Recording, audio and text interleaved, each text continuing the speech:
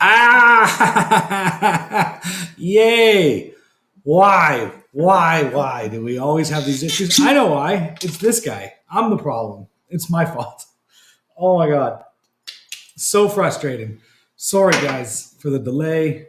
What do you want? Oh, you want my glass? Please. Yes. Very much. Enjoyable. Once again, technical difficulties. Running a little bit behind. My fault. Ooh. Ooh. Yeah. So let's get started. Why? Hi, everybody. Why do I make it so difficult sometimes?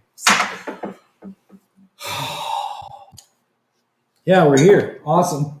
I brought cigars. We're gonna have to get that over here somewhere. With the computer? Yeah. You can do that. Yeah. Is that better for you? Okay. That's way better. Oh boy. If you haven't done so already, go ahead and hit that like button. Yeah, all three of you.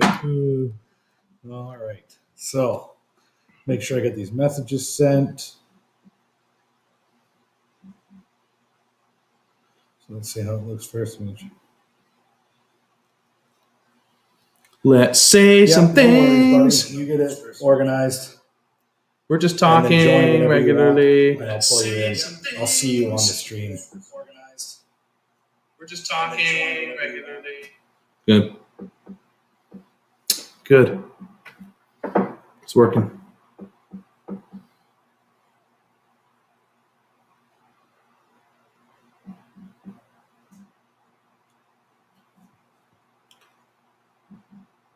As soon as I see you pop up, I'll do an introduction and bring you in. So we're drinking some Brook Laddie. We're, Laddie. drinking some Woodford Reserve. One of the best bourbons out there. I think so, yeah. Classic, reliable bourbon right here. I brought a couple of choices for you today, sir. I brought one of my favorite house blends of Project X, no band on it. Okay. I would call it a peated cigar, if you will. Yeah, I remember that one from before. Yeah, I brought two of those because we might be a two-smoker. I brought you one of our favorites. Oh, wow. Espinosa Murcielago. Wow. That's a potential option there. I brought you a real Cohiba. There's no such thing. There is because we live in Cohiba. Canada. There's no such thing. It's a story told to scare school children. It's a possibility. I also brought you a Casa Turret Claro. Damn. I do know that you love those. I do. And then for myself, I got myself a Texas Lancero. This is a fat, giant fuck. You guys can watch what it would be like to see me suck a penis. Wow. Look at the size of this thing. Look at the size of it compared to my head. It's massive. So those are your options, sir. That's pretty massive. Yeah, it's pretty big. I don't know. So I think one might be enough for me tonight, but in the event that it's not, I have other options. Oh, I don't know what to go with. Really. Hi, Derek. Thanks for doing our audio check. Appreciate that. Yeah. Unofficial producer of the Whiskey Heathens live events. Maybe since you're going with a fatty, I should go with this fatty. Yeah, well, you can smoke two, and I'll still be on this one. So that's cool. All right, well, I'll put these all in here, and in the event that we need another, not a problem. Oh, my. This is going to be a crown cut for me. Look at that little fucking dog tail there, that little pig's tail. Isn't that pretty? This won't even fit on here. Like, this is... Oh, my God. Beauty. Oh, my God. Beauty. Let's try this. That's nuts. So Everything's bigger in Texas. Toasty poo. Oh my! Look! I can barely even get in there. That's awesome.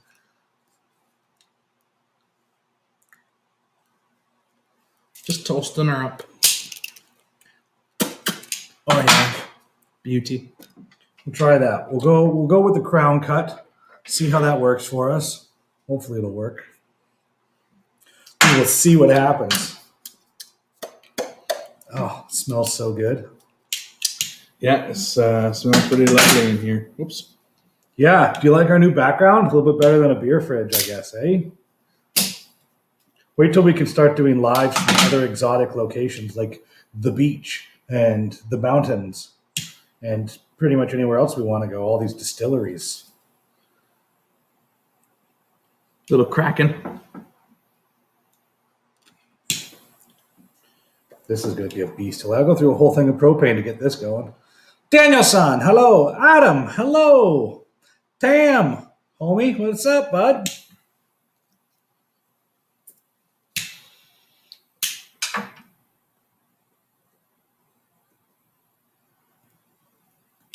Holy Jesus.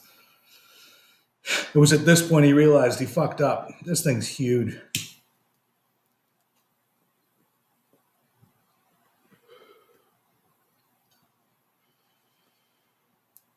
I had a little slip on the end there. And I tore a little chunk out, but I think it's going to be just fine. Do I get an ashtray? Can you pass me an ashtray? You got your stand-up, don't you? That works. Perfect. We had the pleasure of being involved in an awesome tasting last night, and we got on the topic of cigars. And one of the guys participating was an oncologist. He said, I can't smoke cigars because of my job. He didn't say he didn't want to, just said he couldn't. Conflict of interest, I guess. Yeah, I would think so. I should think he so. specializes in lung cancer. Do you have water? Would you like water? You have water. I'm good. Excellent. We got some Woodford here, too. Oh, yeah. I'm excited along for with that. the Brook Laddie links. Had a mishap on the cork, so I replaced it with this one. I had another Brook Laddie cork there, but it was dried out a little too Well, much. that's convenient. Yeah, I couldn't use it. It was too dry. So, what are you folks drinking here tonight? And if you haven't done so already, go ahead and hit that like button and the bell and shit like that.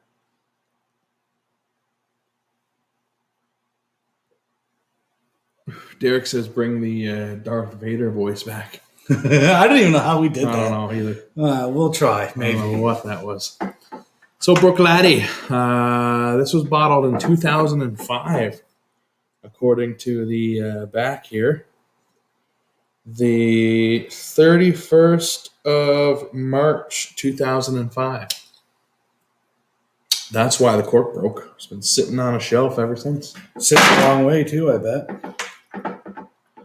Adam J is drinking Fire and Cane. Ooh, that's a gooder. That's one you should always keep stocked up. It's nice. Yep, that is a gooder, yeah.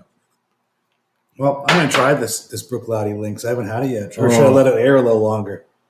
Is there an age statement on this? 14. Okay. Yeah. It's got a bit of fruitiness to it. Yeah, it's beautiful. I love this whiskey a lot. Now, I'm just going to guess, but it's not cheap. It's not expensive. Well, I mean, to buy it on an auction probably, but Yeah? yeah, but not what we paid.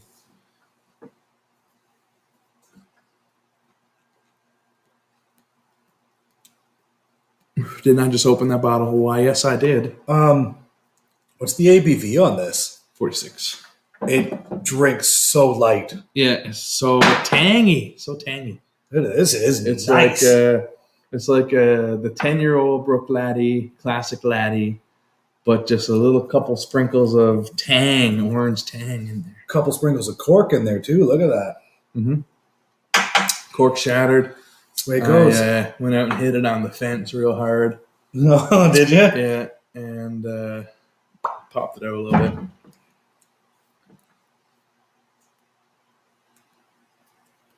Poured a couple samples and sent out as well.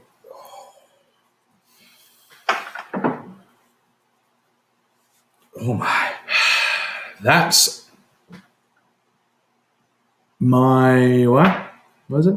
Who with the what now? I don't know. I can't remember all everybody's. What are you looking at? Seeing what everybody's drinking. Oh, Elijah Craig Barrel Proof, A120.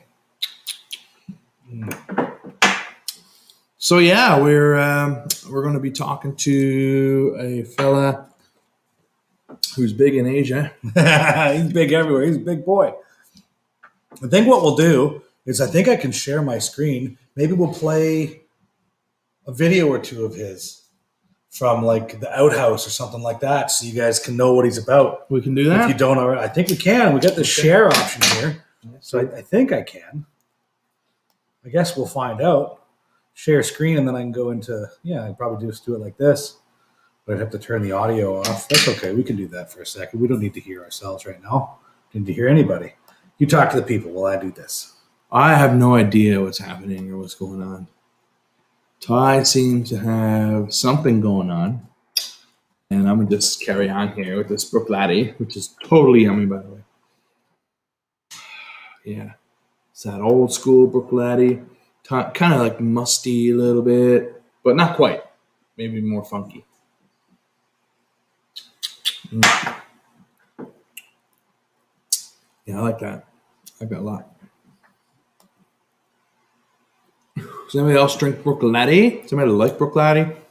Not just the Octomore. This is non-peated Brook Laddie. But if you tasted it without a cigar, you might pick up a little hint of peat. You know, it could be in your mind. I'm not sure. It's very subtle if it's there at all. Yeah, with the cigar, you would never, ever, ever notice it. But it's quite lovely. I enjoy it a lot.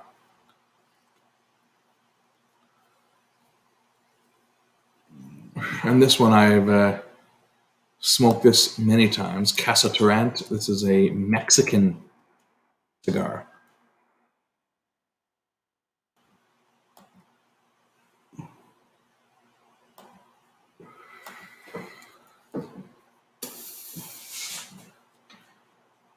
Makes sense now?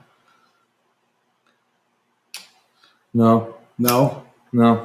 Okay, whatever. Yeah, I don't watch much YouTube. I know you don't watch much of anything. That's okay. That's okay. Adam says we might get an automatic copyright hit. Oh, really? Yeah, this one's kind of falling apart on me on the end here. Let's give it a little lick. Well, maybe we won't do that then. That's all right. That's okay. We don't need that shit. But anyway, if you're a fan of the Outhouse on YouTube or Facebook, a bunch of videos filmed mainly in Newfoundland, you're a fan of Mike Lynch and his characters Randy Lee and Cecil. You might Is know Randy Brian. Lee the Skeet? That's right. Okay. Yeah. And Brian plays his father. Yeah. Okay. You might know them from the Best Kind Comedy Tour, sold out Canadian tour every time they do it. Sells out here in Fort Mac every time, Edmonton, Cool. everywhere they go. It's awesome. Okay. And he's a very funny comedian, one of my favorites. And yeah, pretty awesome that he's got a comedy special coming out on Amazon. So I'm excited for that. There it is. There you go. So somebody knows who I'm talking about already. Yeah, Brian's pretty awesome, and we'll get into it when he gets here. Probably be another half hour or so. Oh my God, it's a big cigar. Doesn't taste terrible though. Yeah. Yeah, It's pretty neat. I like to take that camping. that's pretty neat. We're gonna drop a bonus episode probably tomorrow, just because I just feel like it. Bonus drunk episode. Uh-oh. I don't know what this could be. Yeah, you do. You have to be more specific. That's pretty neat. There are a lot of drunk episodes. Yeah. I think we were like, well, we'll wait to release those till we're a bit bigger. Now, yeah, that certainly is a nice. Let me take a look at this. Let me see what we're dealing with here. Yeah, I like this. I could nose this all day. It's got that weird oak to it. It's quite nice. Cloudy Lynx is a series of limited edition bottlings chosen by Jim McEwen, our master distiller. Brook Laddie, the sophisticated Isla, is bottled on Isla using Isla's legendary spring. Why would you say Isla 3 times in one sentence? It's confusing. The Lynx series associates this superb single malt with the art of Graham Baxter, the world's leading golf artist. Okay, didn't know that was a thing. The 18th Green Royal Troon, the venue of the 2004 Open Championship, is the third in the Brook Laddie Lynx limited edition series. Bottle 11,523 of 12,000. Cool. In 2005. Yeah? Yeah, I used to collect Brook Laddies back in the day. Used to. Yep. Now, every Brook Laddie I get, I just crack it immediately. That's what we're drinking, Steve. Brook Laddie Lynx and Woodford Reserve, maybe Thai. I love that. More of a Scotch guy. But that is a great bourbon that I do actually enjoy quite a bit usually. I'm really looking forward to filming that episode with that bottle and the older bottling, and it's just good stuff, man. That's the one that changed my mind for bourbon. That's the one that made me go, okay, not all bourbon tastes the same. Yeah, me too. Most bourbons taste the same, but not all. So yeah, this was the one. Yeah.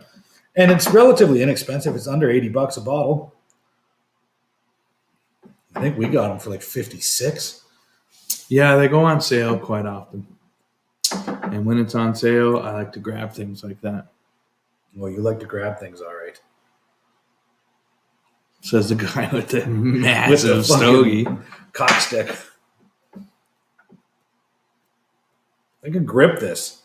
I could grip it. Smoking this. Jesus, fuck.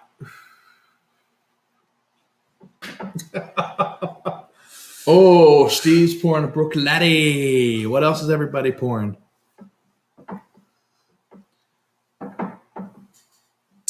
It's annoying. Woodford goes on sale for... Yeah, what is it? Is that the bottle doing that? Yeah. Oh, wow. Is there something on the bottom of it? No. Weird. Yeah, that's not annoying at all. We were told we have perfect audio from our... Fucking put that over there. Let's pour a glass and put it over there. Someone's been at camp too long. Luckily, not anymore, no.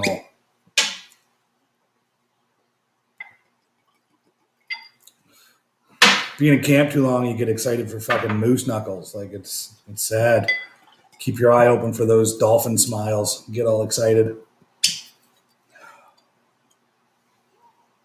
Ooh, what was in this glass before? Water? Okay, something smell funky. Oh. Yeah, it's gone now. I was going to Coat say, the glass. I poured water in it and shook it out. Okay. Yeah. Unless that was piss. Can you put that over there? I most certainly can. Let's get it the fuck out of here. Put it right down there so we can easily access it when we need more. It's going to be weird doing the two at the same time. Maybe I won't do that. That glass. Anything to do with bourbon today? How irritating. My glass is not like that. What the fuck? Wow. There you go. I was going to say, I'll rub it on the concrete, man. Oh, shit. Yeah, Woodford Double Oak does go on sale quite regularly. They end up getting massive shipments, and it does really well, and it sits there for a long time. Especially like around Christmas and like major holidays and stuff, eh? Who's Pontiac Rat Rotter? I don't know. Who are you? I feel like I should know. Someone, I think he messaged me and told me who he was, and I still don't remember. Might be my... Is that Derek? Is that Big D? A different Derek?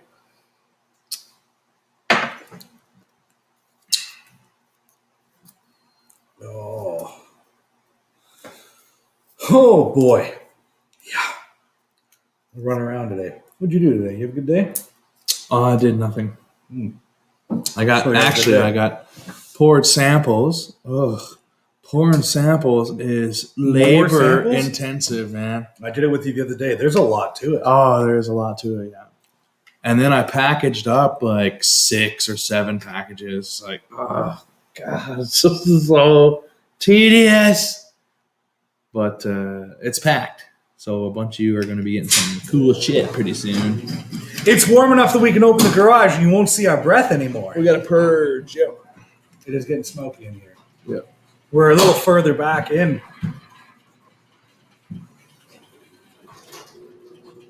You also didn't double check? I didn't double check which internet we were connected to. I hope we're on the right one.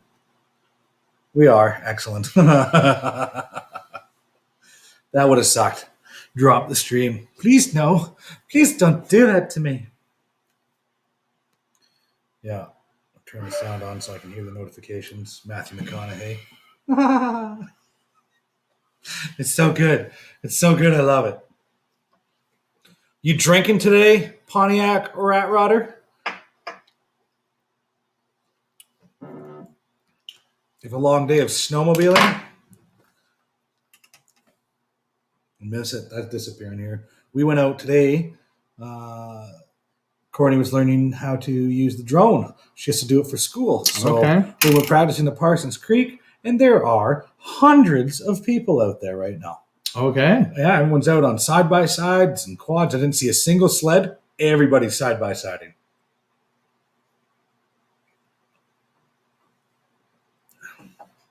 Yeah. Oh, man. That is nice. Alrighty. Yeah. Yeah. Is it possible to get one more? What do you mean? For me?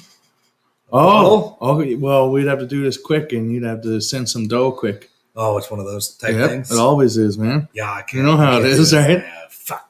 Yeah, dude. Damn it. Who wants to buy me a bottle of Brook Laddie Lynx? Oh. Heathen, there he is. Clayton up. Oh, my. Holy shit, this is intense.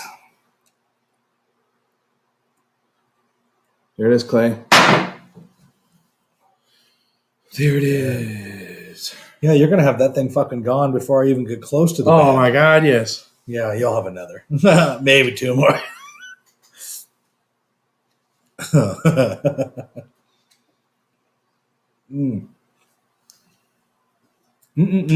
Yeah, that's really good. Steve's pouring Black Arts. Which Black Arts? This Brook Laddie is like the 10-year-old. Very crisp and refreshing.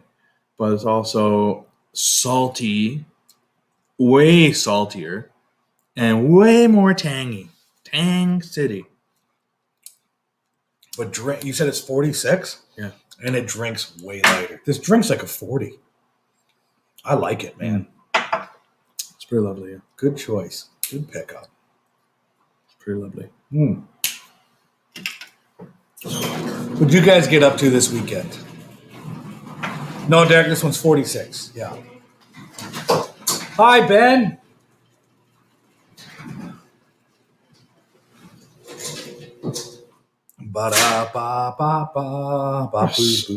Tam's drinking Elijah Craig.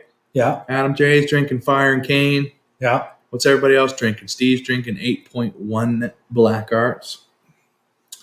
That's a good one.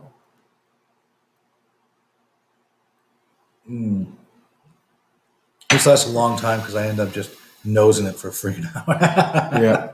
I could see that. That's not one of those cologne ones, though, is it? Wow. The Black Arts one? That's not. Oh, you could wear that as cologne, man. A Draco Noir. Oh, that's good shit. Those Black Arts are good. I like those a lot. Yeah, but I'm trying to think back of like, is that's not. We've got some whiskeys that just would smell so good as a cologne. I don't know if you've had Black Arts yet. I have had one Black Art. Which one? I don't recall. It was a 6 or something. Okay. I love the 4, and I love the 2 was probably my favorite.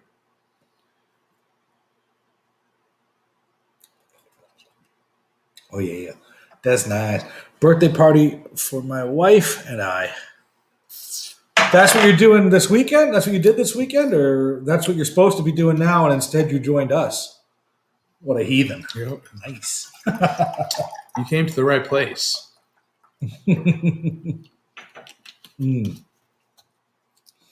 First dram of the night. Gotta get a full glass of water in. Yeah, like I said earlier, we did a Glen Burgie tasting last night. And man, was that ever fun. I thought it would be like an hour and a half, and then I was going to go do something afterwards. It turned out to be almost 3 hours long. And it's a good thing I didn't do it here because I wouldn't have been able to make myself home. No. Nom. Oh, yeah. Man, that's good. Can hose that all day. Oh, yeah. I feel like this would be right at home on a beach. Like, oh man, big chunk of fucking. Look at that. That's not even cork. What is that? That's just nasty keg. I'm okay with that too. Yeah, man. It's just I love floaties. Old, weird wood flakes. Yeah, it's way too light. See, look in there, man. Like, I don't know if y'all can see that. Do you know that if we pay See StreamYard, it? if we get a subscription to StreamYard, we can remove this off the screen and we can display in 1080p. Right now, we're just at 720. I don't know if that's going to be worth it, but maybe just to show people things, higher definition. This camera can film 4K, so I feel like we should do that sometime. Maybe we should get some sponsors. We should. How do we do that? Yeah. Yeah. This holds up to a cigar quite well. Yeah, it does. Even given its light nature, it's so tangy and salty that it holds up. I don't even find it that salty, but that could be the cigar. Really, Yeah, that's the thing, right? I drank half of it before I started smoking a cigar. I don't blame you. Yeah, it's very good. And I love these glasses because you can put it down and let it roll around the glass so much easier than a Glencairn. Well, that's what they were made for. It even advertises that because it comes in a tube, right? You can't really see it here. No. Oh yeah, you can see it right there, right at the edge, which is super stupid to do. But please don't spill on my computer. Here we go. Here we go. There it is. Cool. This one has sediment, man. It's yummy. What was the episode we did where the cork broke and you couldn't see the giant pieces of cork in it? And you're like, no, that's not. I'm like, how do you not see these? I know you're blind, but this is ridiculous. It was the Linkwood. Was it? Yeah, I'm pretty sure. It was that 30-something-year-old Linkwood from the 70s. That's a good one.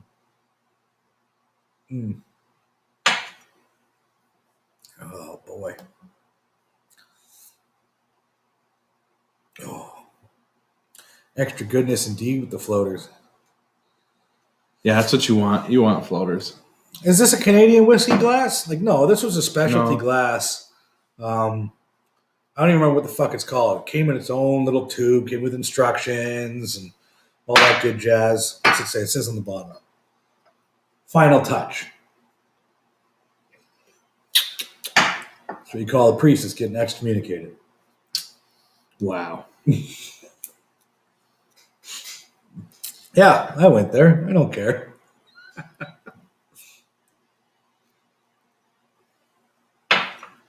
Oh, man.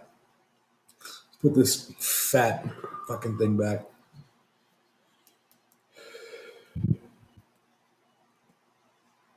Holy shit. After coating my tongue with that, this comes in hot now. Where'd you get that even? I don't know. I don't know where half my beers come from. I don't know where my fucking cigars come from. That was unnecessary. No. I don't even remember. Alec Bradley, Texas Lancero. It's pretty big. I mean, if you know, well, wait, you can put yours up too. You can see the size comparison. The Claro is a big cigar. Mexican cigar from Casa Tarrant. Alejandro Tarrant made some of my absolute favorite house blends for Burlington Tobacconist, downtown Edmonton. And that's what got me into them. It's also the same people that make Te Amo, Mexican cigars. But look at the size of that compared to the size of this. It's huge. Grab the Cohiba and show them. Oh, yeah. Yeah, man. That's the Cohiba one. short. Yeah. I think it's a number 2. Yeah, here we go. So a Cohiba, like I said, I think it's number 2. Compared to a Texas Lancero, it's massive. What gauge is that, man? It's fucking 48, 50. No, way more. Think so? Maybe Yeah. 60? I would say at least 60, 62, man. Oh, let's consult the Oracle. What gauge is an Alec Bradley Texas Lancero? According 70. It's a 70. It's a 70 I said gauge. 62 like an Oh, idiot. Fuck, I said 50 something. You're like 48. No.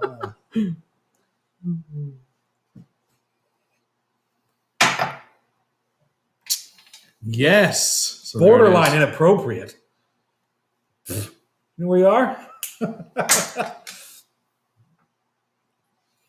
On that Glenbergie train last night, and Glenbergie 10 is a fantastic scotch.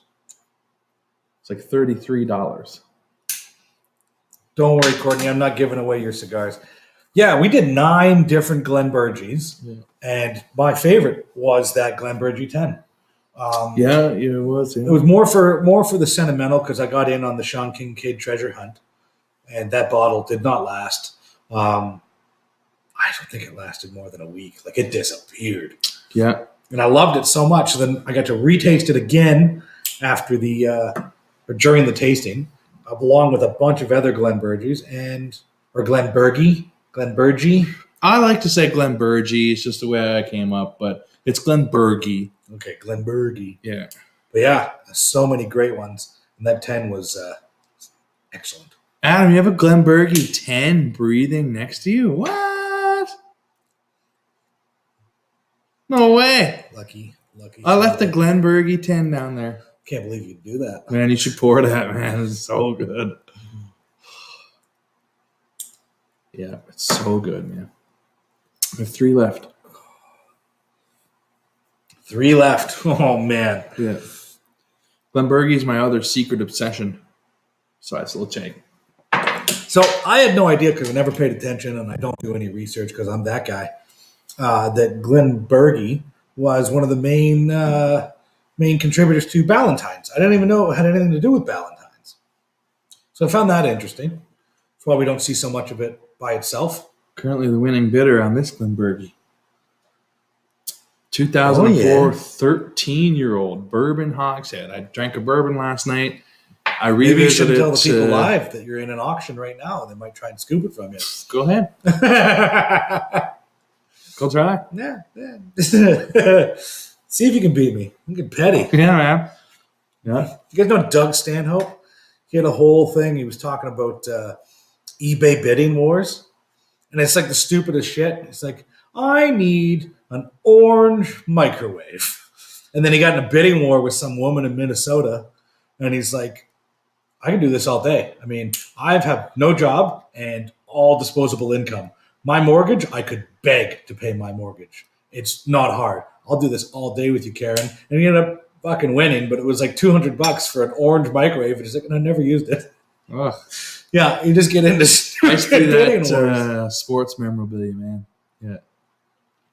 Oh, yeah. Yeah, sniping up Ray Bork stuff. Boom.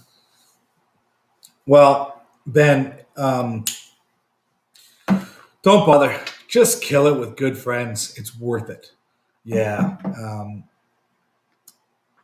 My woman there, Courtney, she hates trying new things that she can't get again. She doesn't like to try things that are like one-off. And me, I'll absolutely try things that I can never get again. If I can only get it once in my life, Yeah, I want to try it. I want to have it at one time so I can say I had it. And if I absolutely love it and I never get it again, at least I get to say I had it the once. Mm-hmm. So 2 different schools of thought. But for me, finish it off. That's what happened to me with that Glenbergie 10. I didn't think I'd ever get another one. Probably won't. You never know, though. We stumble across some weird shit when we go hunting. So maybe we'll get lucky one day. Num, num, num. Oh, that's so good. It's yummy. Yeah.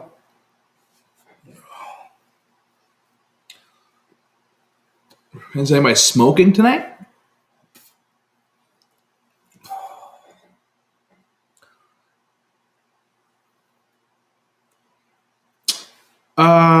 One of a kind bourbons. I honestly don't give much of a shit about bourbons, man. I don't care if I taste it. I don't care if it comes by. I just Because if you like it, you can always just pick up another bottle of bourbon and it'll taste the same. yeah. I mean, but Scotch, I'm like, gimme. Bourbon's like, I'll try it. Cool. It's delicious. Excellent. Moving on to the next excellent bourbon that tastes almost like the last excellent bourbon. Yeah. Like Except that Bella Mead. That Bella Mead Reserve. That's something else. I'll bring that another Sunday after we release that episode. The brandy cask. Oh, well, I don't have that one. That was something that I have never experienced before or since.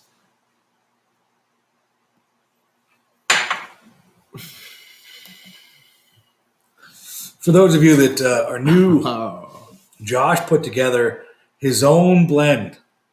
How many different whiskeys? I'm going to pull it up here now. You pull the list up? Yeah, if I still have it.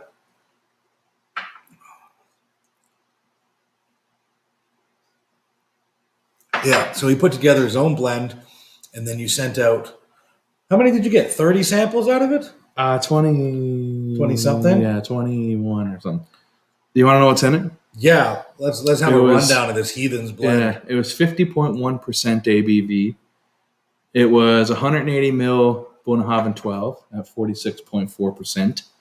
100 mil of Glenrothes 1988 23-year-old. The best Glenrothes around, by the way. Okay. 200 mil of Edwardor 2005 13-year-old sherry cask, the Obisco decanter at cask strength. Okay. It was 90 mils of Eau batch 1 3-year-old. Yeah. 90 milliliters Glenmorangie 25-year-old 88. 50 mil Invergordon 88 26-year-old single green. 50 mil Longrow 18. 20 mil Glendronach 18 Allardyce. 10 mil Glengoyne 25. 10 mil Glenfarclas 30. So at the end of the day, to purchase it on a shelf, if it was a travel exclusive 1 liter, it would have cost you $187.25.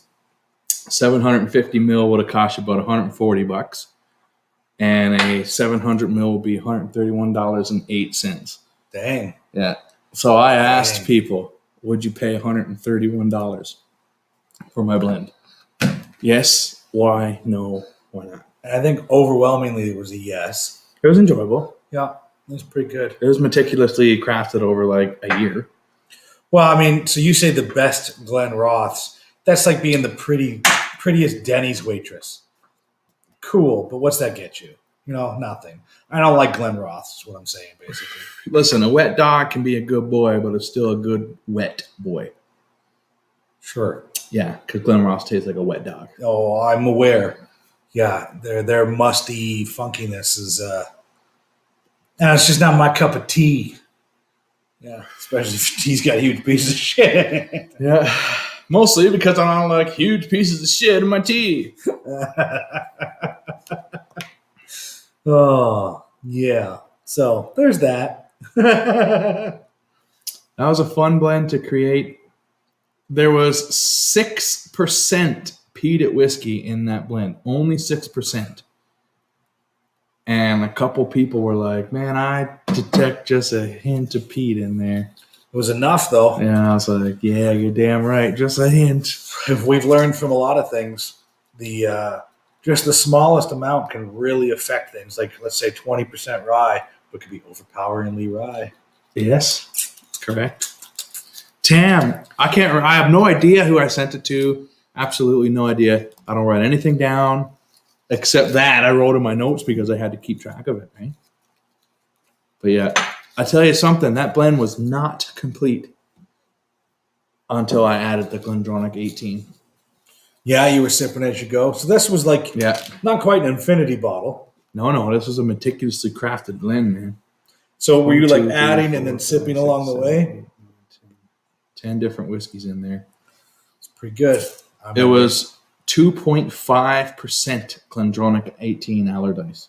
And that was enough. To be like, done. It's done. That's it. Yeah.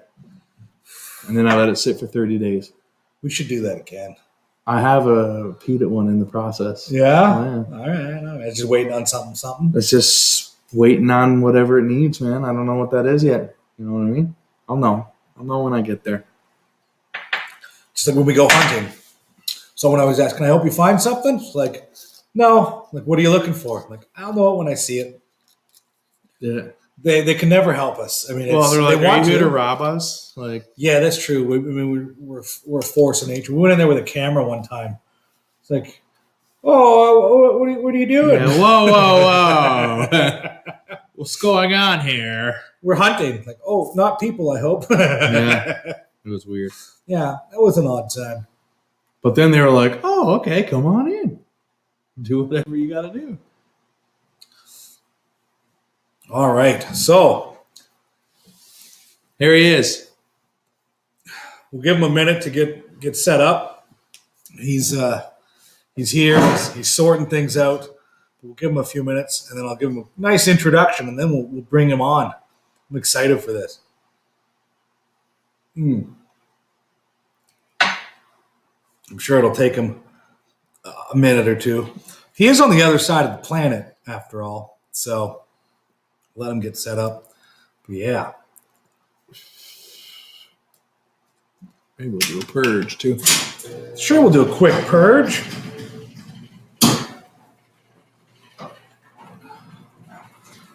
Oh my.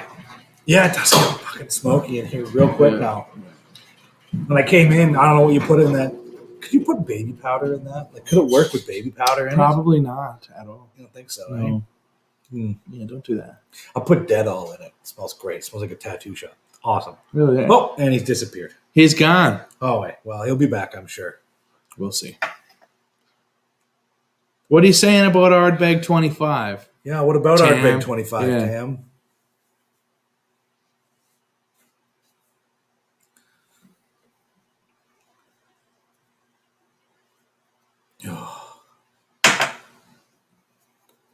I don't know if I want to move over to the bourbon yet or continue with that. I might get another one of these.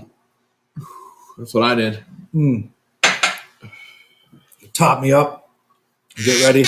Yeah. Give me a little sploosh. Oh, why not?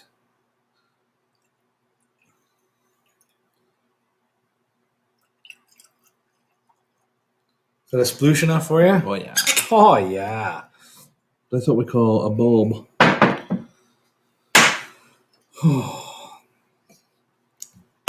He's like someone's dad trying to figure out how to use the FaceTime. No, he knows what he's doing. That's what we see, by the way. Just the top of the his forehead. head, most of the back of the wall.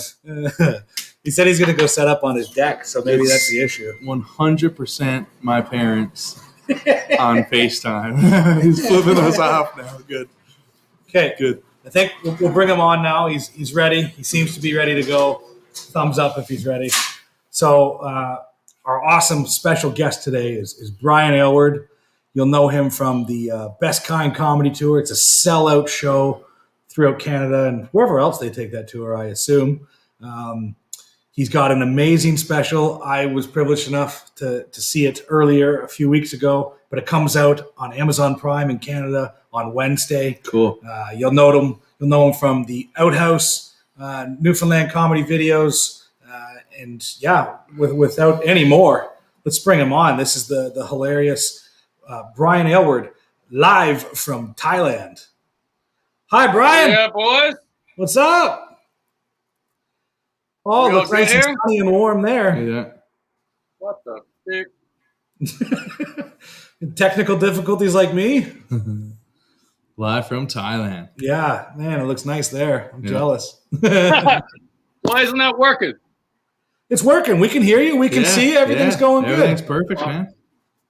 You can't hear us. Everything's perfect, Dad. Relax. Dad, flip it around. Why can't I get Push the audio? little camera. What the fuck? Just joking. Now it's just a black silhouette. Yeah, this is absolutely 100% my parents. I love this. This reminds me of home. Ladies and gentlemen, please be calm. This is part of the show. I can't even hear you guys now. No, we can hear you. We can Yeah. see you. Everything's good. Everything's good. It's a damn shame. He can't hear us, What though. the fuck? Well, maybe if I send you a message. I have no idea.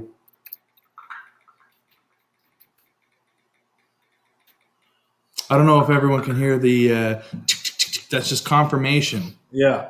that Ty is in fact typing Yeah, in yeah, this yeah. message. I'm messaging him. He's getting it. I can't see you guys. In the show, everyone can see and hear you. Adam looks like To Catch a Predator. This is some bullshit. we'll just get you to talk. I can see you guys, but I can't hear you guys. Oh, that's fucky. I don't know why. You should be able to. Everybody else can hear us. I can't hear you guys. You just look like two dudes about to bang. Yeah, later. Yeah. Does he have his fucking speaker on? Yeah, maybe.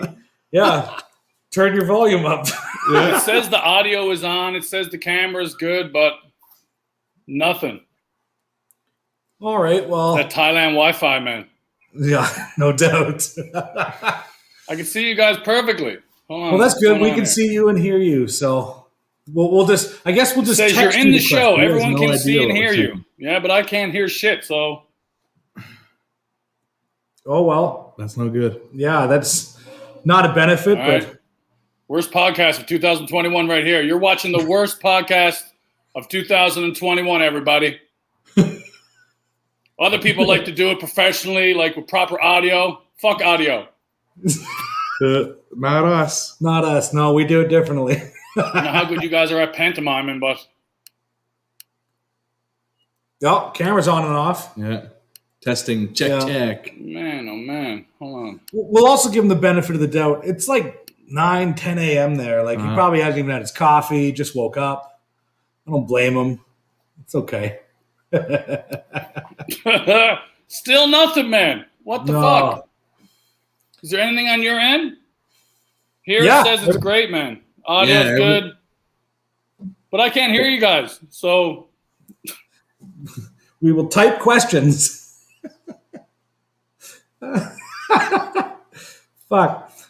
You probably can't even see the text. Yeah, does anyone watching... Oh, he's muted now. Yeah, I think he he's muted muted. himself. Yeah. You can unmute him. Can I? Can I unmute him? Yeah. Oh, that's not him. That's not him. Can't unmute your guest. Now your mic isn't connected.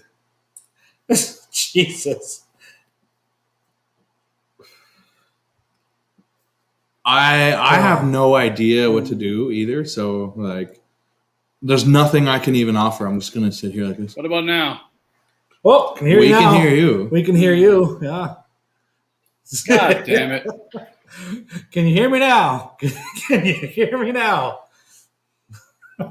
Shit. This is some bullshit. I was feeling young yesterday. Now it's got me all fucked up again.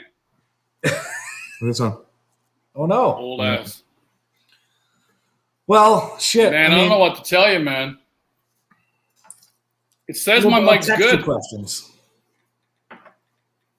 He has no idea what you're saying. Now Ty is texting me. Yes. Beep beep.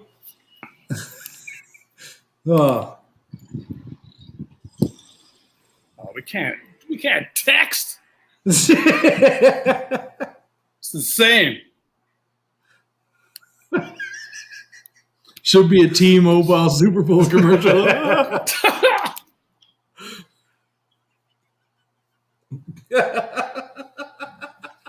Should be a mobile Super Bowl commercial. That's what we'll do. We'll just put questions Whatever, here. Steven. Get a goddamn profile pic. Fucking weirdo. Oh shit. Okay. Hi, Brian. The only thing weirder than not having a profile pic are couples that share an account. Fucking psychos. Oh man. Okay. Well, I don't know what to do here then. Shit. Like this is. Yeah, I have no idea. Yeah. Kick them out and bring them back. Trying to get help here, but Oh, we can try it. We'll remove them. We'll add them back. I don't know if that did anything. But Clearly not. yeah. I hope you guys didn't tune in for, the amazing technical productions that we do here. I don't know, boys. I don't know what to tell you. That was an appropriate laugh. I really don't know what to tell you. Well, shit. Well, Well, tell us what's going hold on. on. Let me just a second. Okay, maybe he's got to figure it out. Okay. You know what? We'll let him take care of that. Don't do it, man. Don't jump. Don't do it. Don't jump. He's saying stuff. And He's holding stuff up to the camera. My boss is telling me this is dumb, that he should drop the call and do it again. Yes. Thank you for pointing out that we are dumb, because we knew this. Yeah, we knew this.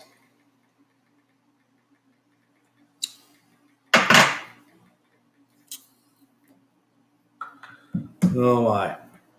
All right, maybe we'll bring him back. Can you hear us now, Brian? No, we're doing text. I don't want to. God Now damn you're it. just a black silhouette. Yes, it's very dark. Drop the This link is- and I'll try again. Okay, we'll see you soon. That Let's was see. horrible. Yeah. Yeah. I was jealous he's in Thailand, but at the same time, I love a good Wi-Fi. So Mhm. I don't know what to think now. Okay, so there was Brian. Did you guys have fun?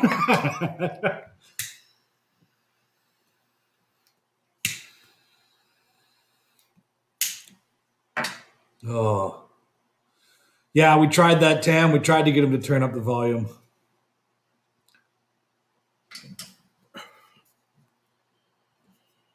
All right, let's see if it works again this time.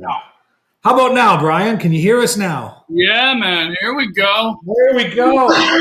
Okay. Now you're just a dark silhouette, Dad. So Yeah, okay. I'll go back outside. I just wasn't sure. Okay. Yeah, we can. Big thanks to my woman. She's the one that said, though, we should just drop the call. She said, this is dumb. Yeah, so all good. We got to we figure it out lost now. 72 followers. Sorry about that, boys. It's all good, buddy. It's all good. I'm going to blame it on Thailand. You're in the land of Asians. They're good with tech. Have them go grab a neighbor. I just woke up, man. It's good. So this is a whiskey show, boys. I'm on some. I said I'd join you, even though it's the morning. I appreciate that. So now tell us what it is. This is Blend 285. This is an absolutely terrible Thai whiskey. It tastes like rat piss and prostitute tears. So cheers. Cheers. Boys. I'll put it in my morning coffee. Excellent. Cheers. So Blend 285 is a blend of grains, There we go. scotch, Okay. yeah, and new spirits. Okay. So Yeah. it's part Scotch and part Thai whiskey blended together. It's bottled Yep. at Red Bull Distillery. Oh shit! It's Red Bull Distillery whiskey. Yeah, Yeah, the Red Bull was made here. They made it's the 35% ABV. Okay Yep. then. Just So a listen. little morning juice, 35%. How often are you back in Canada? Once a year usually. I go back for Best Con Comedy Tour, which is in the fall. I'll go home to Newfoundland for a couple of weeks, see the family, go on tour. Like last year, I didn't get home obviously because the dirty old COVID. But yeah, man, once a year I try to get home. So that tour's been just postponed. Are you going to do it again in the fall, or do you think it'll happen this summer? Yeah, definitely, man. We're definitely going to do it this year. I'm not sure how it'll look like. I mean, Newfoundland had a little pop-off of cases lately, but they're going to get it together. So I think we're going to do a pretty hardcore tour of Newfoundland, like more than usual. We'll probably add a half dozen more towns than we usually do, which will be about 20, 25 spots maybe. And I mean, we're going to try, but I mean, you know, we're kind of, you know, it depends on what goes on. I mean, we'd love to get back to Alberta because it's such a good place for us. But right now we're looking at Newfoundland and we'll see. But yeah, the tour will start again in August and yeah, hopefully we'll have a good run. Awesome. Well, Yeah. I'm glad you're here. I haven't seen you in a while. It's good to chat with you. The last time I saw you was on another podcast, one of my favorites, Drinking Bros. So Yep. it was just ironic that popped up a minute after your post of being on somewhere else. And I was like, this is fucking cool. That's neat. So I'm glad you're here. Thanks for joining us. Sorry man. about Thanks the for having technical me. difficulties. Yeah, no worries. And, you know, thanks for drinking this early in the morning. It's a regular thing Cheers, for us, man. but I'm sure it's not for you. Pandemic. Nothing makes sense anymore. I don't know what time it is. I don't know what fucking month it is, man. Who cares? Yeah, you might as well pronounce the L in salmon. Yeah, exactly. So the main reason we brought you here today is because I was privileged enough to see your comedy special, and I wanted to let a bunch of other people know. You've got this wicked comedy special that you filmed in Mongolia called Big in Asia. Why don't you explain to us quickly how a young lad from Newfoundland ends up filming a comedy special in Mongolia? Speaking of young lad from Newfoundland, I thought it'd be cool to come out of my deck this morning and take this video. And now look at this. I'm already sweating. It's like somebody pissed on my head. But I'm going to stay out here, and that'll be enjoyable for the viewers. They can watch me slowly get more wet and more wet as we go along. Excellent. But, how did that come about? Is that what you asked? Yeah. How'd you get to that point? Well, man, I've been living in Asia for like 13 years out of the past 20. And I even started kind of over here. I got on stage for the first time in South Korea. I performed in like 21 countries across Asia. I've been going pretty hardcore for years. A good friend of mine, Martin Moore, who's an Irish comedy legend, he had gone to Mongolia and heard about this comedy club, told me about it. I got in touch with these guys. Pretty cool story. This guy, Bapaleg, is my Mongolian buddy, and he went to L.A., saw the comedy store in L.A., came back to Ulaanbaatar, which is the capital city of Mongolia, and he built the comedy club to replicate the comedy store. Like it doesn't Really? have, yeah, man, it doesn't have multiple rooms like the comedy store, but it's like the comedy store with one big, beautiful 200-seater. And I went there, loved it. The hospitality was off the charts. I ended up meeting a film crew. I just loved the boys over there. UB Comedy Club, they're called. And I decided to film my special. I talked to the film crew, went back 8 months later, and did my special. So those people that are on here that don't know, the Comedy Store in LA is essentially a mecca for comedians. It's you kind of make it when you get to go there. Back when Mitzi Shore was running it, it was a huge deal to get past there. So that's pretty cool that he modeled his Mongolian comedy club after one of the ultimate comedy clubs in the world. That's neat. Yeah, very cool. And I went there, and like I wanted to film it in Asia because all my material is based off Asia, this particular album. So I wanted to film in Asia, and it just made the most sense. It was the most unique for me. And even in the intro, I'll tell people a quick little insight, I guess. The intro of my special is incredible. And what happened was we'd filmed the special, and we were wondering, what are we going to do for an intro? And one of the boys goes, we were having cigars actually and drink. We actually went to a whiskey bar right after, this beautiful whiskey bar in Ulaanbaatar, smoking cigars. And I'm like, what are we going to do, man, for the intro? And the guy goes, this is about midnight. Me and my wife are there. And he goes, would you ride a horse? I'm like, fuck yeah, I'll ride a horse. You know what I mean? I haven't rode a horse since I was a kid, but whatever. I'll ride a fucking horse. And the next day, dude, he picked us up 7 a.m, drove us out a couple of hours outside Ulaanbaatar to the mountains. There's a horse. There's a stunt man, a film crew. And then watch the special, and you'll see probably the coolest intro to a comedy special ever. And I love it because it's for no reason. It has no connection whatsoever. It's just cause. Just a fun thing to do. Yeah, man, who gets to do that? You know what I mean? I saw it in the trailer, so we'll put a trailer up tomorrow as well. I'm pretty excited that, like, I had to go and buy your special because it wasn't available anywhere in Canada. And now that it's going to be on Amazon Prime, that's super cool. So anybody that's got Amazon Prime, which is a lot of people. I even have Amazon Prime. Yeah, and he doesn't have anything. Yeah, I mean, it's also on like Apple TV and Vimeo, and you can listen to it on iTunes and Spotify. It's all over the place, but Amazon Prime is the bigger one for sure. I prefer for comedy. I mean, I don't like listening to comedy CDs anymore. I prefer to watch it visually. Yeah, I understand for sure. Yeah, a lot of good comedy just comes across in facial expressions and shit, which you have plenty of. So, Thanks, man. I appreciate you watching, man. No, it was great. So I also understand that you've got a podcast coming soon. Yeah, I'm gonna put out a podcast in June called Half an Hour Later Podcast. So it's just gonna be me weekly for a half hour, just going mad, whatever, rants, stories, interesting guests, like quick interviews, just a half hour me a week, just going mad, just having a good time.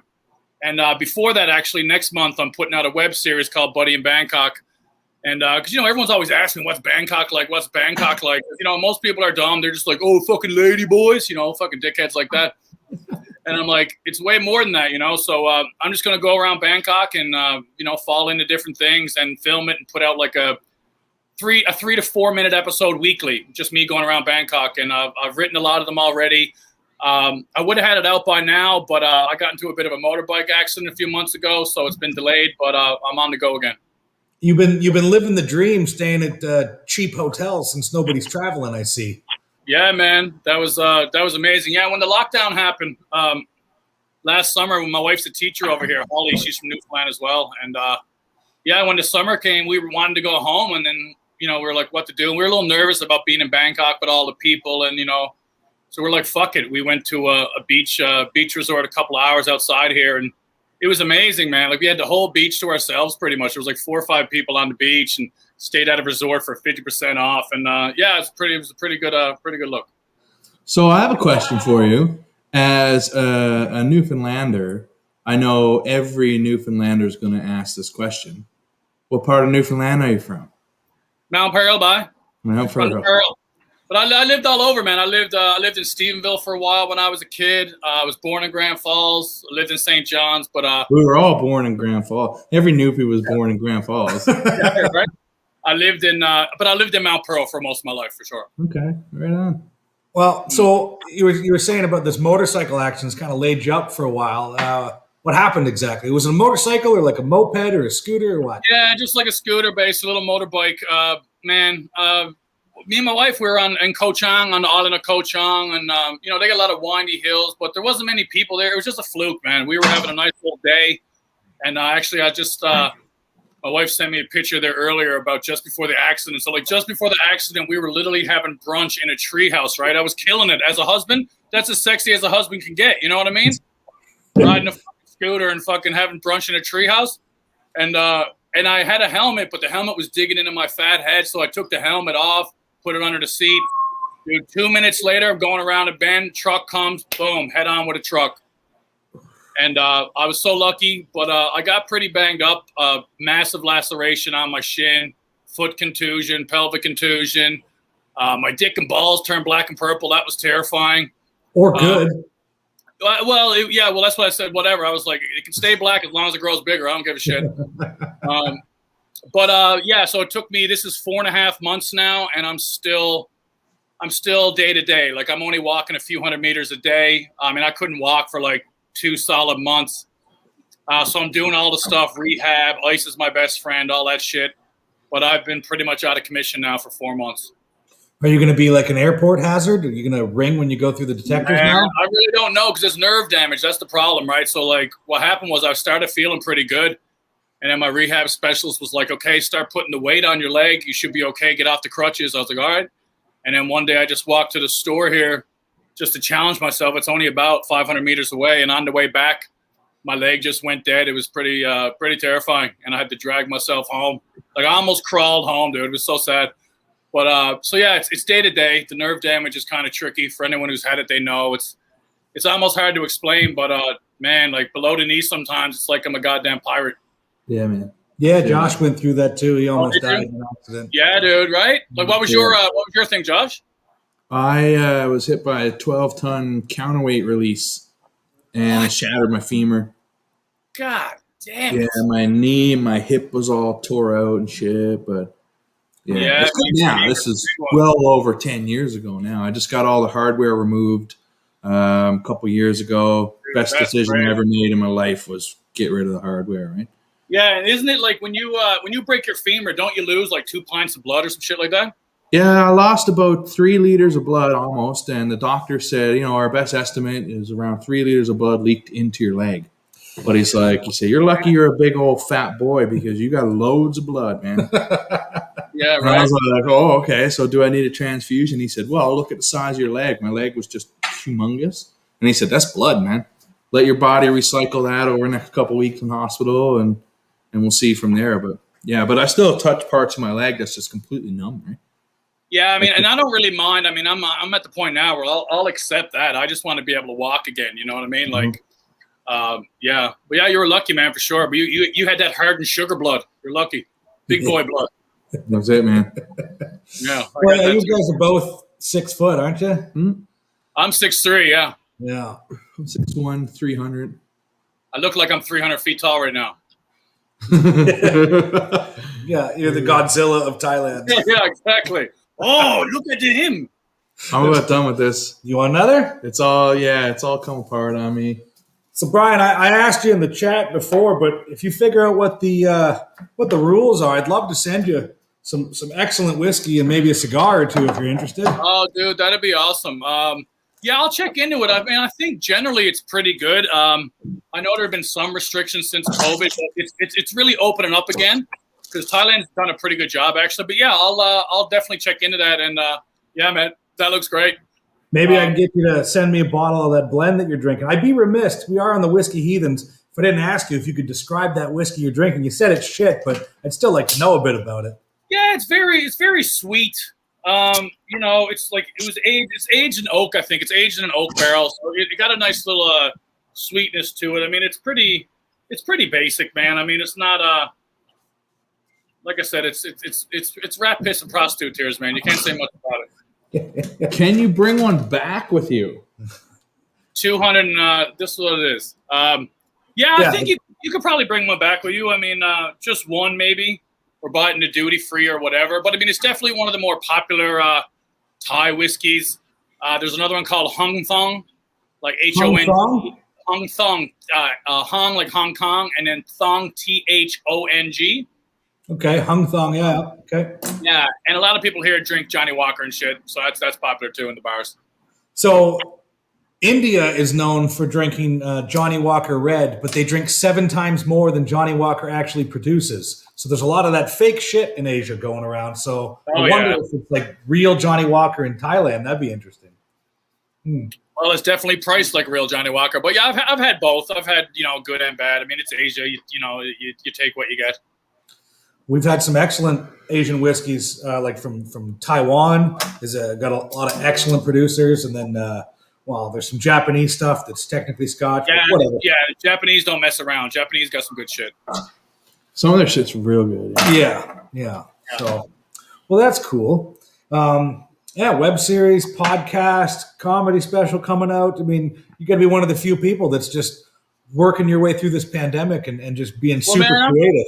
I'm trying, man. I mean, the podcast, the special I kind of had done and dusted and just got lucky that they put it out in November. I was waiting to see, right? It was a wait and see kind of thing. So when that came out, at least it gave me something to do. And I've been talking about a podcast for a long time. And so I just decided to do it. Like, now's the time. So I've been building up ideas and all that stuff. And then the web series, same thing. I said, I'm just going to go for it. And man, I think that's the only way you're going to be able to survive going forward, man. You got to hustle and, if you don't adjust, you're going to be left behind. As simple as that. So I'm just trying to keep up with the young boys.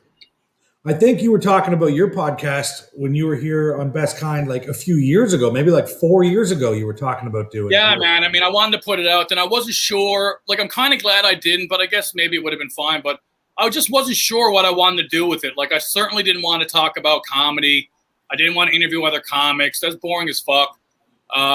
So I just didn't know what to do. But now I've realized I'm just going to rant, talk topical stuff. And then I just had a kind of an epiphany one day talking to my buddy, like, I've been traveling. Like, I left home at 18. Like, I went and played high school basketball in Detroit and just kept going from there, man. I lived in California, Ohio, Korea, all these places. And I just met so many amazing people. So I just happen to have a bunch of interesting people in my life. So I'm like, I could just talk to my buddies, and that's a good time. And that's really met this guy. Yeah, right. And just really interesting stuff. So I just try to keep it as personal as possible and be as real as possible. And what I've done actually this year, I've been a guest on dozens and dozens of podcasts. So I've kind of put myself out there. So I'm starting to get the hang of it, because I was really intimidated, to be honest. At first, I'm like, what the fuck am I gonna talk about? Who wants to listen to me? But yeah, I appreciate that, man. But I'm like, I feel like I got some stuff that's going to be really entertaining now. So now I'm really confident of what I'm going to put out. It's going to be a really fun half hour every week for sure. Yeah, I'll be excited for it. I listen to a lot of podcasts at work, so I'd love to throw another one into the rotation. Awesome. Well, half an hour later podcast coming out June 1st. Excellent. All right. Well, yeah, I'll be promoting that when it comes out. So, thanks, buddy. Well, other than that, what else you got going on, man? I mean, it sounds like you're busy. You didn't die in an accident, and you got stuff. That's feeling pretty good. I'm about to go. I'll show you. I'm about to go down in this pool right now and do some rehab. Oh, it sounds terrible. Don't drop your phone. And this is Bangkok, by the way. It's pretty. Wow. Crazy view, man. Yeah, man, it's not bad. Man, I'm just this rehab is really occupying my time. I mean, I'm still icing like 2 or 3 hours a day. Trying to keep up with my wife. I'm writing a lot, so I'm really excited about that. Like, I'm really getting prepped for, the podcast, the web series, and especially get back on tour, because next week will be the year anniversary basically since I shut it down. It was about March. I think it was March 12th last year when I remember being on stage like March 5th and just making fun of COVID. I remember there was actually a Chinese dude at my show, and I just went hard at him having fun, and it was just totally disregarding the seriousness of it all. And then a week later, I just got nervous and I shut it down. I mean, me and Holly, my wife, we were in lockdown for 97 days, like straight up lockdown in the condo. And I've only been on stage really a couple of dozen times since, but it's opening up again. But I'm just excited to get out and work on my stuff. I got a lot of new stuff that I love, but you got to get on stage and work it out. So I'm excited, man. And I think this year will be the best tour yet because, I mean, we're raring to go.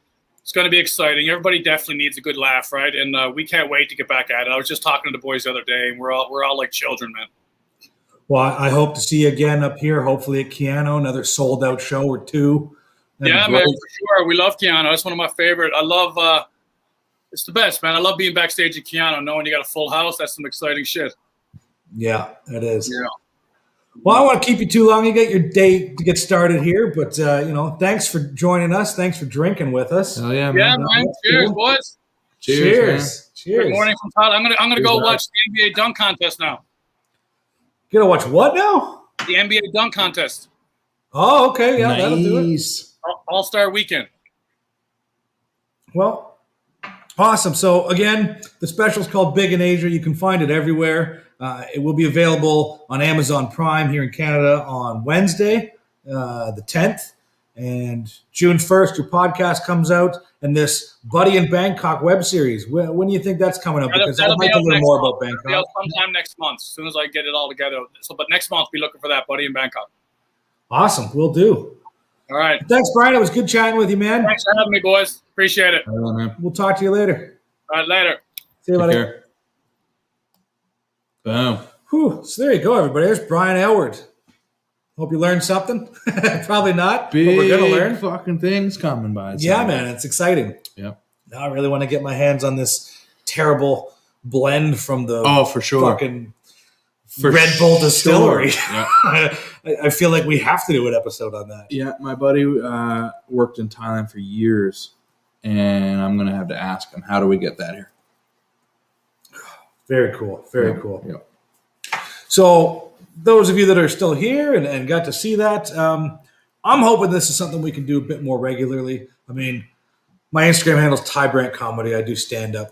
Josh is Know Your Whiskey. He's huge into the whiskey. We end up doing this show for like 3 hours at a time. We can only, you can only put up with us for so long. So I thought it'd be really cool. That was the original intent, was to have more comedian guests on, but in person. You know how the times are these days. It kind of got a little sidetracked. But would you guys like to see more of that? You want to see some more comedians and hear about the stuff that's going on? I mean, we got awesome friends all over the world doing this stuff. And fuck, now I want to go to Thailand. Yeah, I'd definitely go to Thailand. Yeah. And not just comedians either, folks. I mean, we want to hear from everybody. Like, especially if we have something that we can drink together. Absolutely. We want to get your opinion. You'll hear our opinion. Sometimes our opinion is exactly even, and sometimes we're way off with each other, and that's the beauty of our palates, right? That's the whole fun thing about hanging out for a couple hours, smoking a few stogies. It's just like if we were sitting around somewhere here. We used to sit around here and drink and smoke together in fellowship. Now we have to do it online. Right? So. I wish I got this text before Brian left, but my woman sent me this. She said, Brian looks like a poor man's Bill Burr. Oh, wow. A newfie Bill Burr. Wow. That is awesome. Accurate as fuck. Wow. I'll send that to him. So, imagine on The Mandalorian if Bill Burr's character dies, and then basically here's the guy on the gurney. He could pass. He could. A little bit swollen. Yeah. Yeah. That's wow. fucking good. Wow.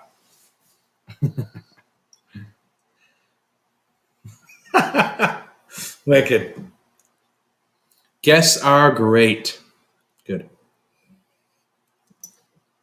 Good. Does anyone have this Brook Laddie Lynx that they're drinking? I know a couple people have it. Who are the lucky bastards? Well, I don't know if they would want me to say. Oh, maybe not then. Yeah, it could be in their secret bunker. Who knows, right? Kick him out. I was going to see him change in his bedroom. He doesn't realize the camera's still on.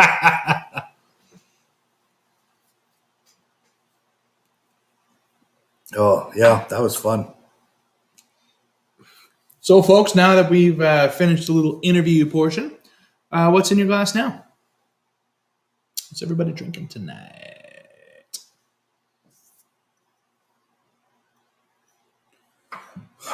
You're going to finish that second cigar before I get through this first one. Probably, God damn. Ty. Next time you have to give me the fatty. I'll smoke that in an hour. You're a savage. This one's quite lovely, too. Yeah, so you can thank Courtney for that one. That's one of hers. I'm sorry, folks. She told me I could not give any away. But Josh can have one.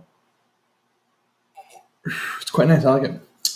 It's one of those ones that I like to keep stocked, so I'll end up buying more next time we make a trip down to Eville. The size of 2. Yeah, this is definitely the size of 2. This is almost the size of 3 cigars.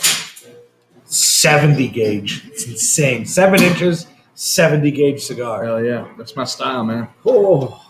Yeah. I realized I wanted a short smoke the other day, and I went and looked in my humidor. You don't have any. There are no short smokes. There's all big, fat stogies everywhere. Yeah, you should buy a box of small ones for exactly that occasion. Yeah. Where you just want a half-hour smoke. I need to do that, yeah. Or a 1 hour in my case, yeah. Yeah. We've talked about it before. I'm a very quick smoker, and people say slow down and enjoy it. Man, that's how I enjoy it. Fuck you. Right? Like, I'll smoke 2 cigars, no problem, man. As many of us would, right? It's not hard to do. Yeah. I knocked the ash off originally, but this ash is holding up well, too. You have knocked it off? I knocked it off on I purpose see. myself Yeah. because I was like, it's too big. But I'm keeping it pretty close to the ashtray, so I don't think it'll have too much of a problem. Oh, my. I might be switching to the bourbon here in a minute. I'm going to down all these floaties. So, folks, I want to know, what is your current favorite cigar? Oh, yeah. That's a great question. I'll start. And you probably know, I've said it recently, it's my father, the judge. That is the most enjoyable experience I've had with a cigar since my very first Undercrown shade. Yeah. Yep. Oh, everything about it was amazing. Perfect draw, perfect flavor. I smoked it to the nub to the point that I almost burned my fingers. I smoked it to the V, man. You have a review on that cigar on the Not Gentlemanly Cigar Smokers website, right? Yeah, that cigar, and I paired it with the Deanston Virgin Oak, which was a good pairing because the Virgin Oak spice held up. But I would like to give it something peated next time. The Cohiba that Ty gave me at the campground. What Cohiba did I give you? That seems familiar to me. Yeah, well, that was nice of me. You know what? It was super fun meeting Steve in the middle of a campground somewhere near Edmonton and just drinking and smoking with him for like 2-3 hours. That was a fun time, yeah. Yeah, what a blast we had, man. So I really got to get one of those finished up so we can get them out there. Yeah. Those worked out pretty cool. Yeah, it's weird. We put out one where we were in the forest. I think it was that Deanston red wine Bordeaux 2008. We put that episode up. Oh. And I got a bunch of people commenting like, where are you guys that it's not snowing? I'm like, oh, we record these in advance. Yeah. Mm-hmm. Oh. All right, bourbon. Let's do this. Yeah, so Ben Demon Hunter, we were actually going to drink Kilcloman tonight. And we decided to go with the Lynx because it was open and I really enjoyed it. I thought Ty would like it too. And then we went with the bourbon, just something classic, reliable for everybody. Oh, man, I love this bourbon. Yeah, it's great bourbon. Oh. It's one of the better bourbons as far as I'm concerned. One of the better ones that is readily available everywhere. Yeah, it's a little bit expensive, but it's still attainable. It's $75. Goes on sale, $20 off. Yeah. You can get like 30% off deals around New Year's and Christmas and stuff like that.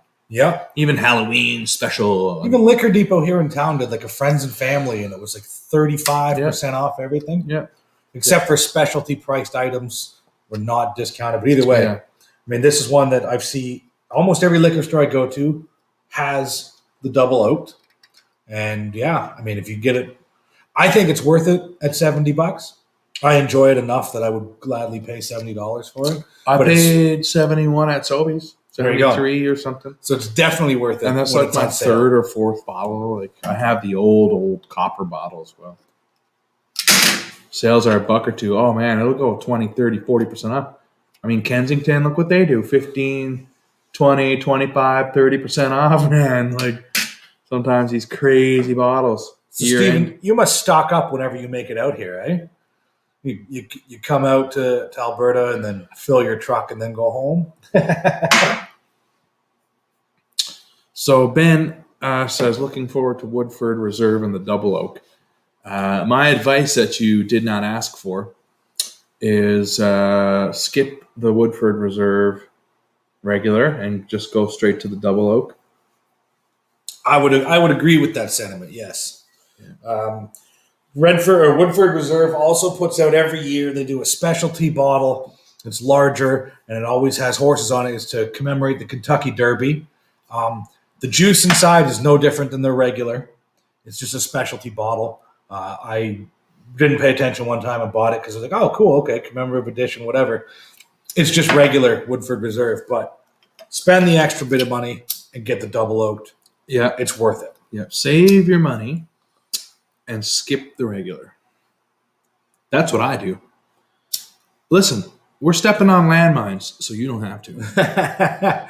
Yeah, like I said, I'm gonna do it. We're gonna drop a special bonus episode tomorrow, just for shits and giggles. So when you get the link, send it to me so I can. I'll put it up. Yeah. I'll put it up tonight, right after this. Cool. We'll get it ready to go, and we'll put it up at 3:00 tomorrow. Or you want it early morning, or what do you think?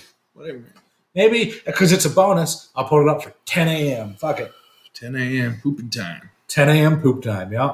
If you're at work, it's usually about your first break. Go over shit. First break, second poop. Or third, depending on what you had for dinner. the I'm night a 3 to before. 4 pooper a day. Yeah, that's good. Good for you. Very regular. That's what you guys came here for. Yeah. Bowel movement information. Yep. I think my bowels are so muscular from pulverizing opiates when I had my legs. But you're not supposed to put them in your fucked butt. up. They're not suppositories. It doesn't say that anywhere on the package. Anywhere. Oh, There would be a well, disclaimer, Ty. You'd You think. fool. Of What an course there idiot. would. If it doesn't say I can't put it in my butt, I'm going to put it in my butt. Yeah. Yeah, that doesn't Where's just the go do for not pills. butt in butt sign? Not for rectal use. Yeah, I beg to differ. I bet you I can. Oh, shit. Oh. I'm not going to do someone else's bit, but I was listening to another podcast, and that's what they were talking about was the things you can't get away with. Like, essentially, they got on one point there about Epstein. It's like, you're going to stand trial tomorrow. I was like, I bet you I don't. Yeah. Oh, you're going to get arrested and go to jail for the rest of your life. He goes, bet you I won't. And what's this? That's just what they were saying. Is like anytime you tell someone they're going to have to do something. It was about a guy not going to court and then just killing himself at home before they could try him for a bunch of shit. Oh, I And it's see. like, yeah, your sentencing's tomorrow. You're going to go to prison for the rest of your life. He goes, bet you I don't. Oh, shit. Dark comedy. You're not supposed to put that in your butt. Bet you can. Working from home, you can shit as often as you want. No more waiting for breaks. This is an excellent topic of conversation. If you haven't done so already, go ahead and hit that like button. Yeah. Let's get into wiping technique. Yeah. I prefer baby wipes myself, but that's just because I'm a grown-up. It's got a notification. You have lost 72 followers. The fuck are we watching? Yeah, and by the way, 14 people watching right now, only 8 likes, everybody.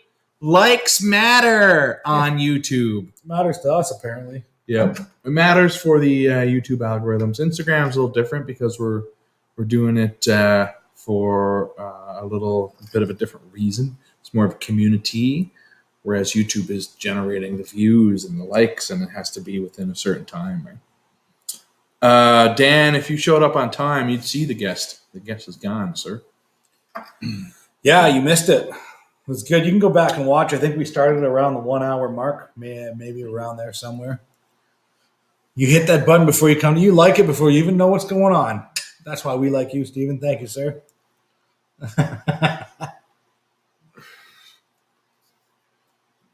In Alberta, see, to me, goof. Someone says, you goof. I'm like, fuck you, you're a goof, you fucking goof. Fuck you. It's a prison term for child molester. But So- here, I think we're referring to goofy. Yeah, I think the new term the kids are using is simp. Yeah, Oh. a simp. It's a foolish or simple-minded person. Simp. Yeah. That's what the kids are doing, eh? Pretty sure, yeah. Yeah. Fuck the kids, man. Kids do Don't weird shit. don't do that, then you get called a goof. Oh. All right, we're learning all kinds of things today.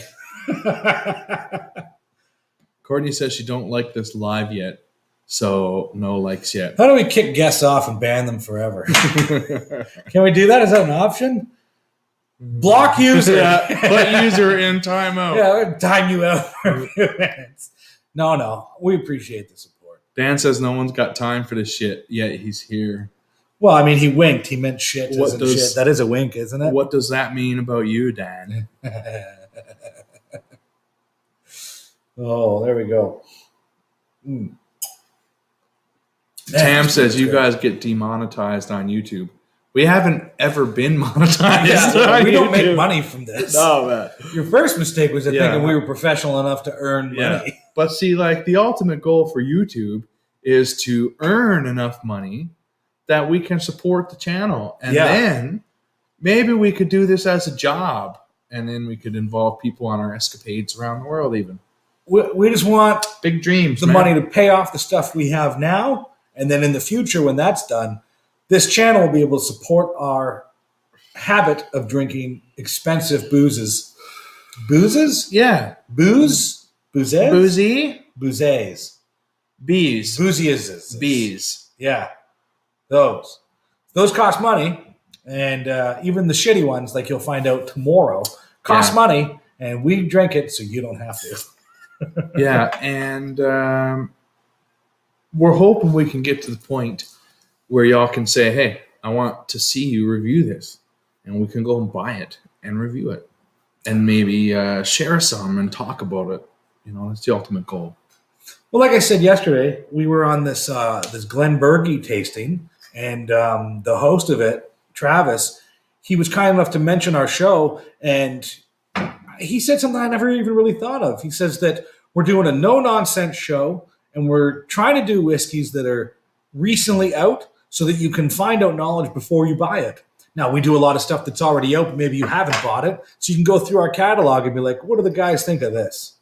And then you can find out. You're going to have to go through as well and recategorize the playlists. Why? You They know, should all be- Scotch. And, I already have. They're all there. yeah, when I bring it up on the TV, it doesn't show the latest one. It'll show you like this. I will show you briefly. We'll switch out of this, go to mine, and I'll go to the best channel available. Videos, you got playlists. Yeah. There you go. The lives, Yeah, so Scotch go or to Stash, Scotch. World Whiskey. Scotch has 19 videos. No, not play. I want to play. Oh, yeah. See, where's our latest one? Our latest what? Our latest Scotch video. I don't know. Which one's our latest Scotch Like, video? that goes directly to this one, right? Yeah, but it probably shouldn't do that, should it? Yeah, I have no idea what I'm doing really, but I think maybe that's something we can try to figure out. Oh, at yeah, another Canadian time. whiskeys updated yesterday. View full playlist. Right? Okay, so that's starting the first one. Oh, so I there's see. our last one, the Oh, Frog, I see. 18. So There yeah, you go. when I click play all, it starts with the last one. Interesting. Yeah, it starts with the first one. No? Yeah. Okay. Yeah. Yeah. Cuckoo. Boozes. Well, you can have a like for sympathy. Dang. We'll take it. Thanks for signing up. It's from Chicago. Supposedly smells and tastes like garbage. Oh, Malort. Didn't we talk about this last week? Yeah, it's like a liqueur type thing. It smells like pickle wieners. No, it fucking doesn't. Yes, Oh, it that does. does? Or this does? This does. No, it doesn't. Mm. Stop that. Vienna sausage juice. Gross. Yeah, gross. Waiting for the contest. We're probably never going to do a contest for that because Nobody's getting that shit. It's not worth our time, I money, or ran out effort of to sample send you bottles garbage. completely today, and I just finished sanitizing some old ones. Oh, by the way, helpful tip. Well, maybe we'll do a quick video on this too. Oh, Maybe we should drop a couple video tips, like when your cork breaks and shit like that. What to do? we could do that. We've done it a few times. Yeah. So I actually had a cork break super recently, but I did run out of a sample bottle. So what I do is boil some water, get a big bowl, like a mixing bowl, and wash out your sample bottles first. Throw them on the bowl, pour the boiling water on, wait for about 10 minutes, 15 minutes. The glue heats up and soaks into the paper. So as soon as you take the bottle up and it's wet, just wipe that label right clean off there. It's beautiful. I do not push my corks in if I can avoid it. A helpful hint is give it a quick big tap on the bottom and it'll pop that out, but you have a risk of losing some whiskey as well. I gave it a quick hammer on the fence, pop that out there. So we're good to go. Oh yeah, yeah. We have pushed the cork in before. Yeah, But, I like to avoid it if I can. When then we tried to strain it, we strained all of the whiskey into a pitcher and we've done a few things. But yeah, we could definitely do some quick tutorial videos like that. Yeah, why not? I think we should do that. There's already a bunch of tutorials out there, but we'll try to add our own little heathen spin to it. Your cork breaks, treat it like prison. Push it in. No, don't do that. We try to save corks too. He's got fucking barrels of corks at this point. Num num num. What are you drinking tonight, Daniel? The wine opener for broken corks. Looks like 2, then stripped of metal.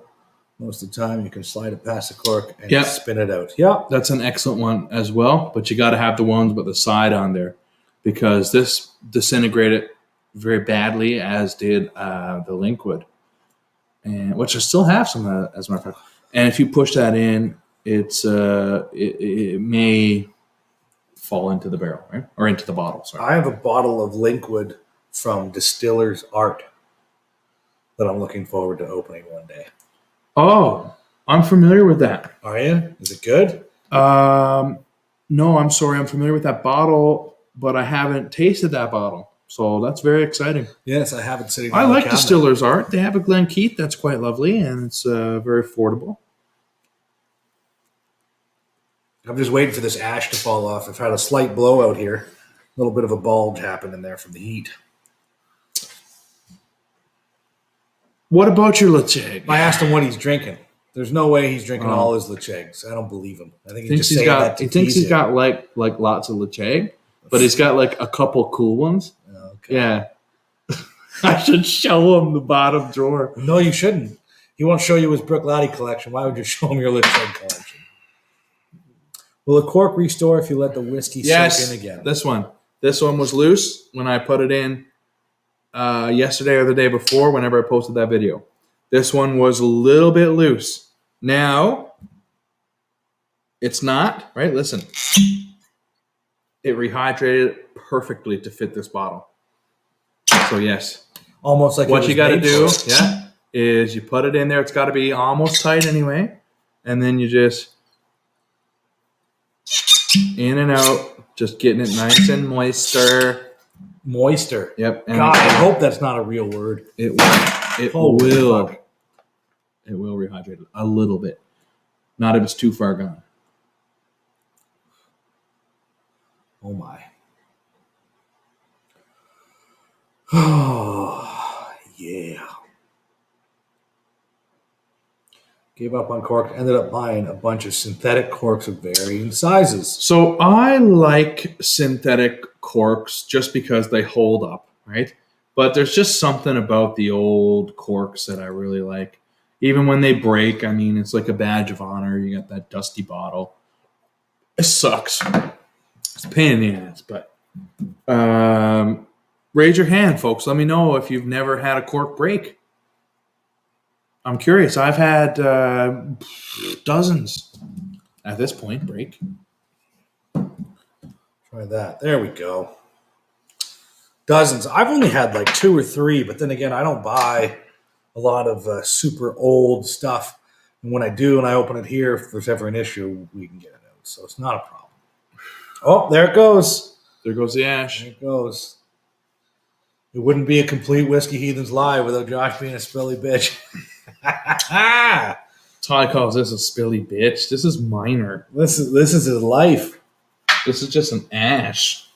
It can blow away with a good full lung. Had a few, usually always a good old Dusties. Yeah, that's just it. It's not like a new bottle that's having a busted cork often. No, very rare. Jura Prophecy. Yeah, those are older bottles, been on Wine and Beyond shelves. I tasted my way through those years ago. That was probably just the universe telling you not to drink it. People shit on Jura a lot, mostly because Jura's shit. But there is one, the Sparkling Rosé cask. Really?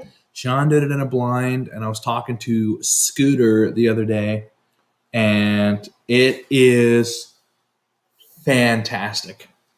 It's fantastic. I'm telling you, I wish I didn't get rid of my bottle. It's that good.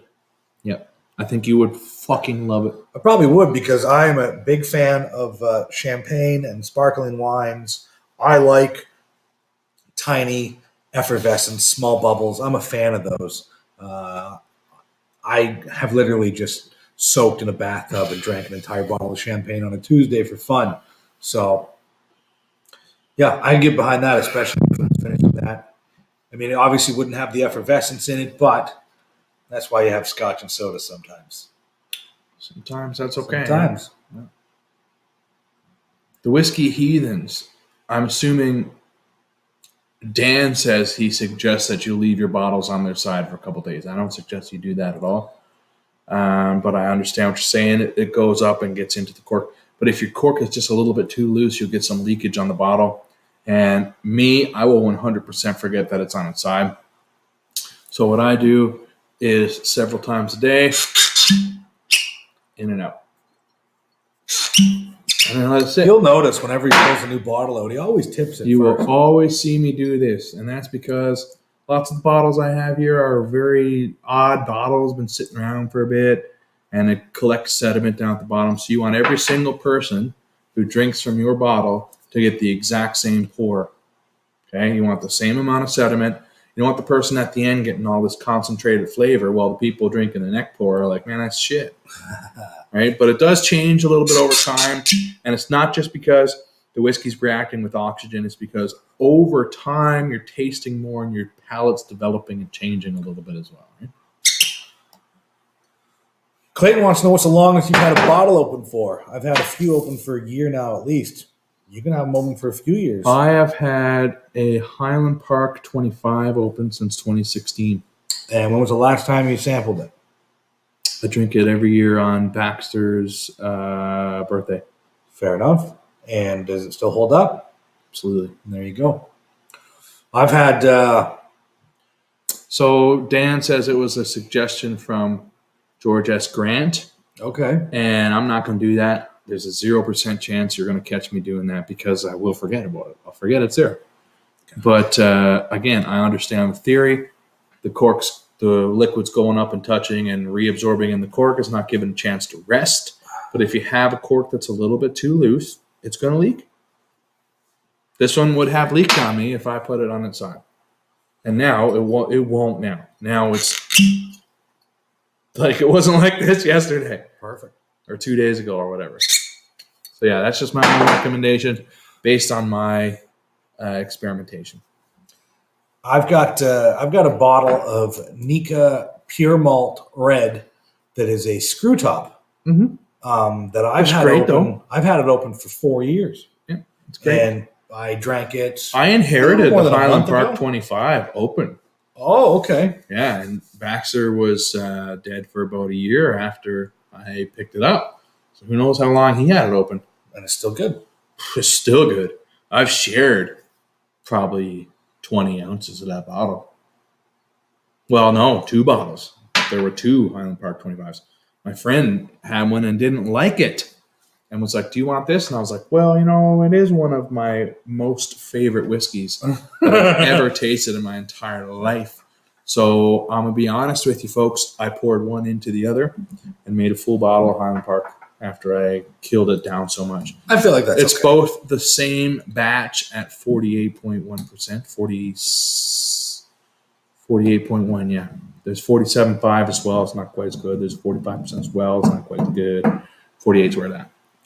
Steven wants to know what kind of cork did you use to replace the broken one? How you said you found a Brookladdy cork that you had. No, No? I did, but that one was way too loose. Oh, okay. Yeah, it was, I don't know what this one is.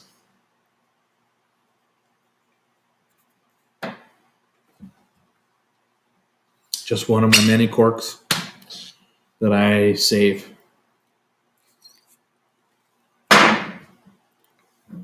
This one's kind of cloudy. There's so much sediment. Look at it. There is a lot of floating. You must be able to there. see those floaties now.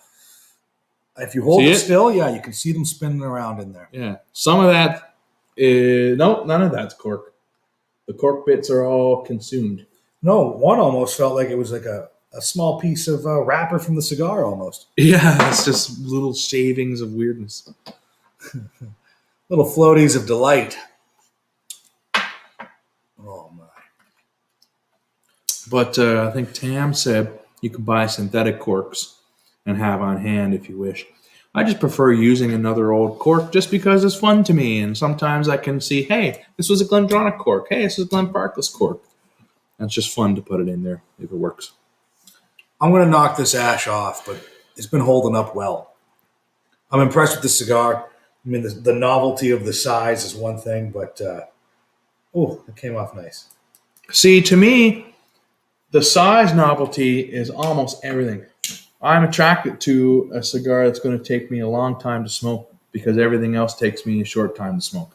Fair enough. Well, then if I ever find another Texas Lancero, Grab me one, yep, there for it sure. is. I figured you'd want Sure. that. Yeah. Adam J. Fuck you. But that's true, though. It is true. It is true. That is what she said. Yes, Yes. exactly. Yes.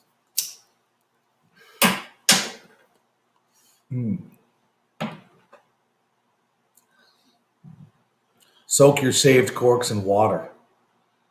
I prefer to do the whiskey style. This is a tried, tested, and true method that I've been doing ever since I've been collecting whiskey. So I don't do that. I don't soak it in water. I don't do anything. I put it in. I let the whiskey do what it needs to do, and it works every time for me. Every time it works.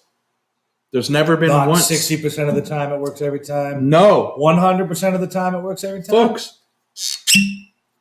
Tell me that's not a great seal, right? That's a beauty, man. When it squeaks like that, you know it's good. And yesterday it wasn't like that. It was just a little bit loose. Try to find one that's snug. And if you can, find one that's toit. Like a Twigger? Yeah, it's just I didn't have the option at the time because that Brookladdy bottle has a strained cork. I'm going to attempt to take this wrapper off. It's getting warm enough that I can do it. Okay. Oh, Broken leg baby. puzzle just showed up. Hi. You want to pick her up and bring her Hi, on the little show? butt. You guys want to see something adorable? You want to see some perseverance? You want to see a symbol Beckett, don't lick that. of inspiration? Come here, girl. Come here. This is a dog he's talking to, just so you're all aware. Oh, yeah, whistling. There it goes. I got it. Came off nice and easy. I don't know if we want to transfer the puggle. Ooh, this could get dangerous. Here she Just comes. sneak in. There she is. Yeah, I know. Her sweet little broken leg. Oh, she's so sweet. Oh, Does she even have a cast on? Just a splint. Oh, I couldn't even see girl. it. She's Camouflage. Sure, aren't you? Oh my. Do you guys get Alma Fuerte Sixtos up there? No. No, we do not.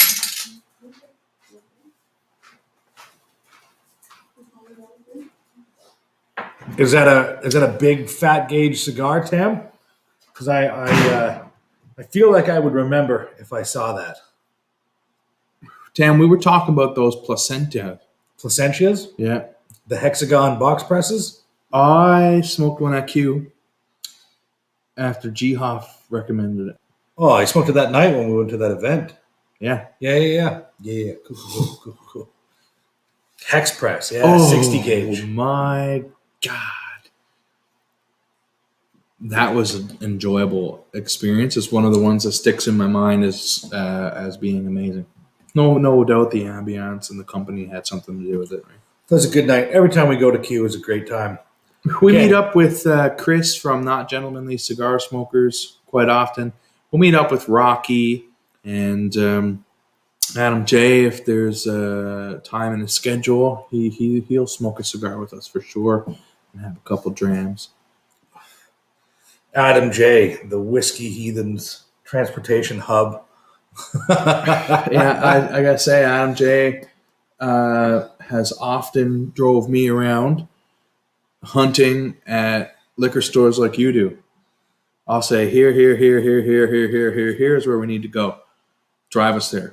I've sat up at night on the Google plotting a route to all the different stores we're going to go to. And we can bang off like 15 liquor stores in an hour. We did 50 to 70 on that one trip. In a trip, yeah. Yeah, that was 2 days. That was over 2 days. Yeah, 50 to 70 liquor stores. And the reason we say 50 to 70 is because 50, we probably went in and was like, oh, shit, okay, I see, nothing for us, though. And then 20 was like, in a second, out. Yeah. Literally, 2 seconds, we look at the shelf, thank you. Right. Yeah, and then the clerks are always like, okay, can I help you find anything? Like, no. Oh, yeah. Okay. So then they wonder why we came in there. One of them, like, we're just casing the place. Yep. Just look at where your cameras are. We'll find out later. Yeah. It's brutal, right? Yeah. I'm sure there's been a few times the cops have been called on us. Could be, yeah. Because we literally just walk in. Quite often, folks, out. We're wearing masks too. Yeah. And sometimes I have trouble seeing far away. This was before COVID, too. So I'm like coming in like this too, right? Just mean mugging everybody. Yeah, but really I'm just like, what is that? Is that a liquor store? Does that say liquor? Yeah, we have fun. We have fun hunting in dusty liquor stores. Found a Blanton's Gold from 2011. You know why I even enjoy going into liquor stores that don't have what I'm looking for or don't have anything super special? If you just go and you peruse the aisle, you can start to recognize everything. And at a glance, it just takes a quick second for you to go, nope, and then you're done. But this way you know that store in your mind, what their collection is, you know that they're probably not going to get anything super interesting. But then when we had a friend in North Dakota, she was going through the aisles with the camera for us. We were on video chat, and it was instant. Like, oh, I don't even recognize the silhouette of that bottle. What is that? Yeah. She zoom in. Oh, Bella Mead. Yeah, please grab that. Yeah. And then she carry on. Like, you can't see the labels when you're moving that quick, but you can get an idea. What is that? Yeah. And you can notice it on your own. I like to think I trained you well, good sir. Yeah, we're good at it now. Yep, I trained Adam J, man. Adam J, I take Scotch snipers under my wing and teach them everything I know. And get some hunting for me. I'll do some hunting for them. We found some cool stuff. We found some hardbag the other day. It's good to go through, too, and even on stuff that like you've had before, see what the price is. Get a general idea. So when you see it somewhere else, you go, I'm pretty sure I saw that for $80 and it's here for $65. Maybe it's worth picking up there. You know what I'm saying? Yeah. And then you'll see something that's like not so rare. You know, it's here, it's there. Someone's like, I'm looking for that. Boom. Here you go. Glenmorangie Tucel. I found Glenmorangie Tucel sitting on the shelf for original price of $101 or whatever it was. I grabbed 2 for myself, one to open immediately, one that I actually wanted to take in camping with me that summer, which I did. Both are gone, of course. Of course. I sent my buddy there, and he bought all the rest for him and his buddies. They wanted it. They loved it. And they were like Glenmorangie fans. They've been there. They've been golfing on the golf tours in Scotland, and they drank at Glenmorangie, so it's kind of a sentimental bottle. And they bought it all right away. It's like, hell yeah, man. It's just sitting there for years. For years. So we talk about the Scotch another bird here. Sure. We talk about them being out there, and then they always help us out, too. They'll see something like, oh, I don't know what that is. I wonder what the Whiskey Heathens think. And they'll send us a message. Yep. And we'll say, yeah, buy it. I'll send you the money right now. Or, oh, there's 3. Buy 3. If it's something really hard to find, I've done it before where I've said, pick up 5 and keep 1 for yourself. Of course. I'll pay for it, and I appreciate the troubles. Like, it's part of the game, right? It's fun. It is fun. I found a case of Ardbeg 5-year-old, and I was like, I'm going to keep 2 for myself, right? 1 that I'll put in the headquarters for everybody. 1 I'll put down to drink when that one's gone. 1 for every other person that I called. I made 5 phone calls, and 4 people were like, yep, I'll take it. And I took the other 2, again, 1 for the headquarters, 1 for myself. Perfect. So I don't mind doing that. I like doing that. Are you chilly? No, just hit me. I'm good. I'm good. It's pretty thick in here. You can kind of see our breath a little bit. I mean, it is still kind of cold. It's just not freezing. It's not freezing yet. Yeah. So I'm going to type in our question. Okay.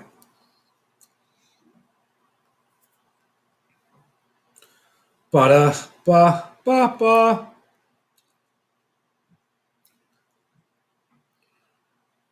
So we'll pin it when it comes up. What is your current favorite beverage to pair with a cigar? Adam J., if you're still here, I want to hear your thoughts on that. You know, I want to know if it's port. I want to know if you're drinking tea. I love coffee, and I love drinking a coffee with a nice cigar. We get sponsored by La Familia La Pointe for cigar. For coffee. And some And cigars as well. yeah. And we will pair that. I drink coffee every day, several times a day. And the stuff that Chris has there is quite lovely. I had that pea berry the other day. In a Oh, French wasn't press. that good? I did it in French press. Oh, And I drink it that's black. the only way. It was really good, but the sediment, there was a lot of sediment with that one. Yes. There's a lot of A lot dust of with that one. sludge. Yeah. Yeah. So I don't like stir it sludge. up. Oh, I don't mind it. I don't drink the sludge, I do. but I like it very, very strong. I love espresso as well. Yeah. I'm kind of feeling and digging the bourbon too. I'm looking forward to another trip to Cuba because I love Cuban coffee. And then recently I was told about Vietnamese coffee because I picked up some Vietnamese coffee stout. I did it in the shower and I had a few people message me. I think even Tam mentioned something about it. It had a hickory condensed cream kind of taste to it. I bet I know who it is before I even click on it. Nope. I was wrong.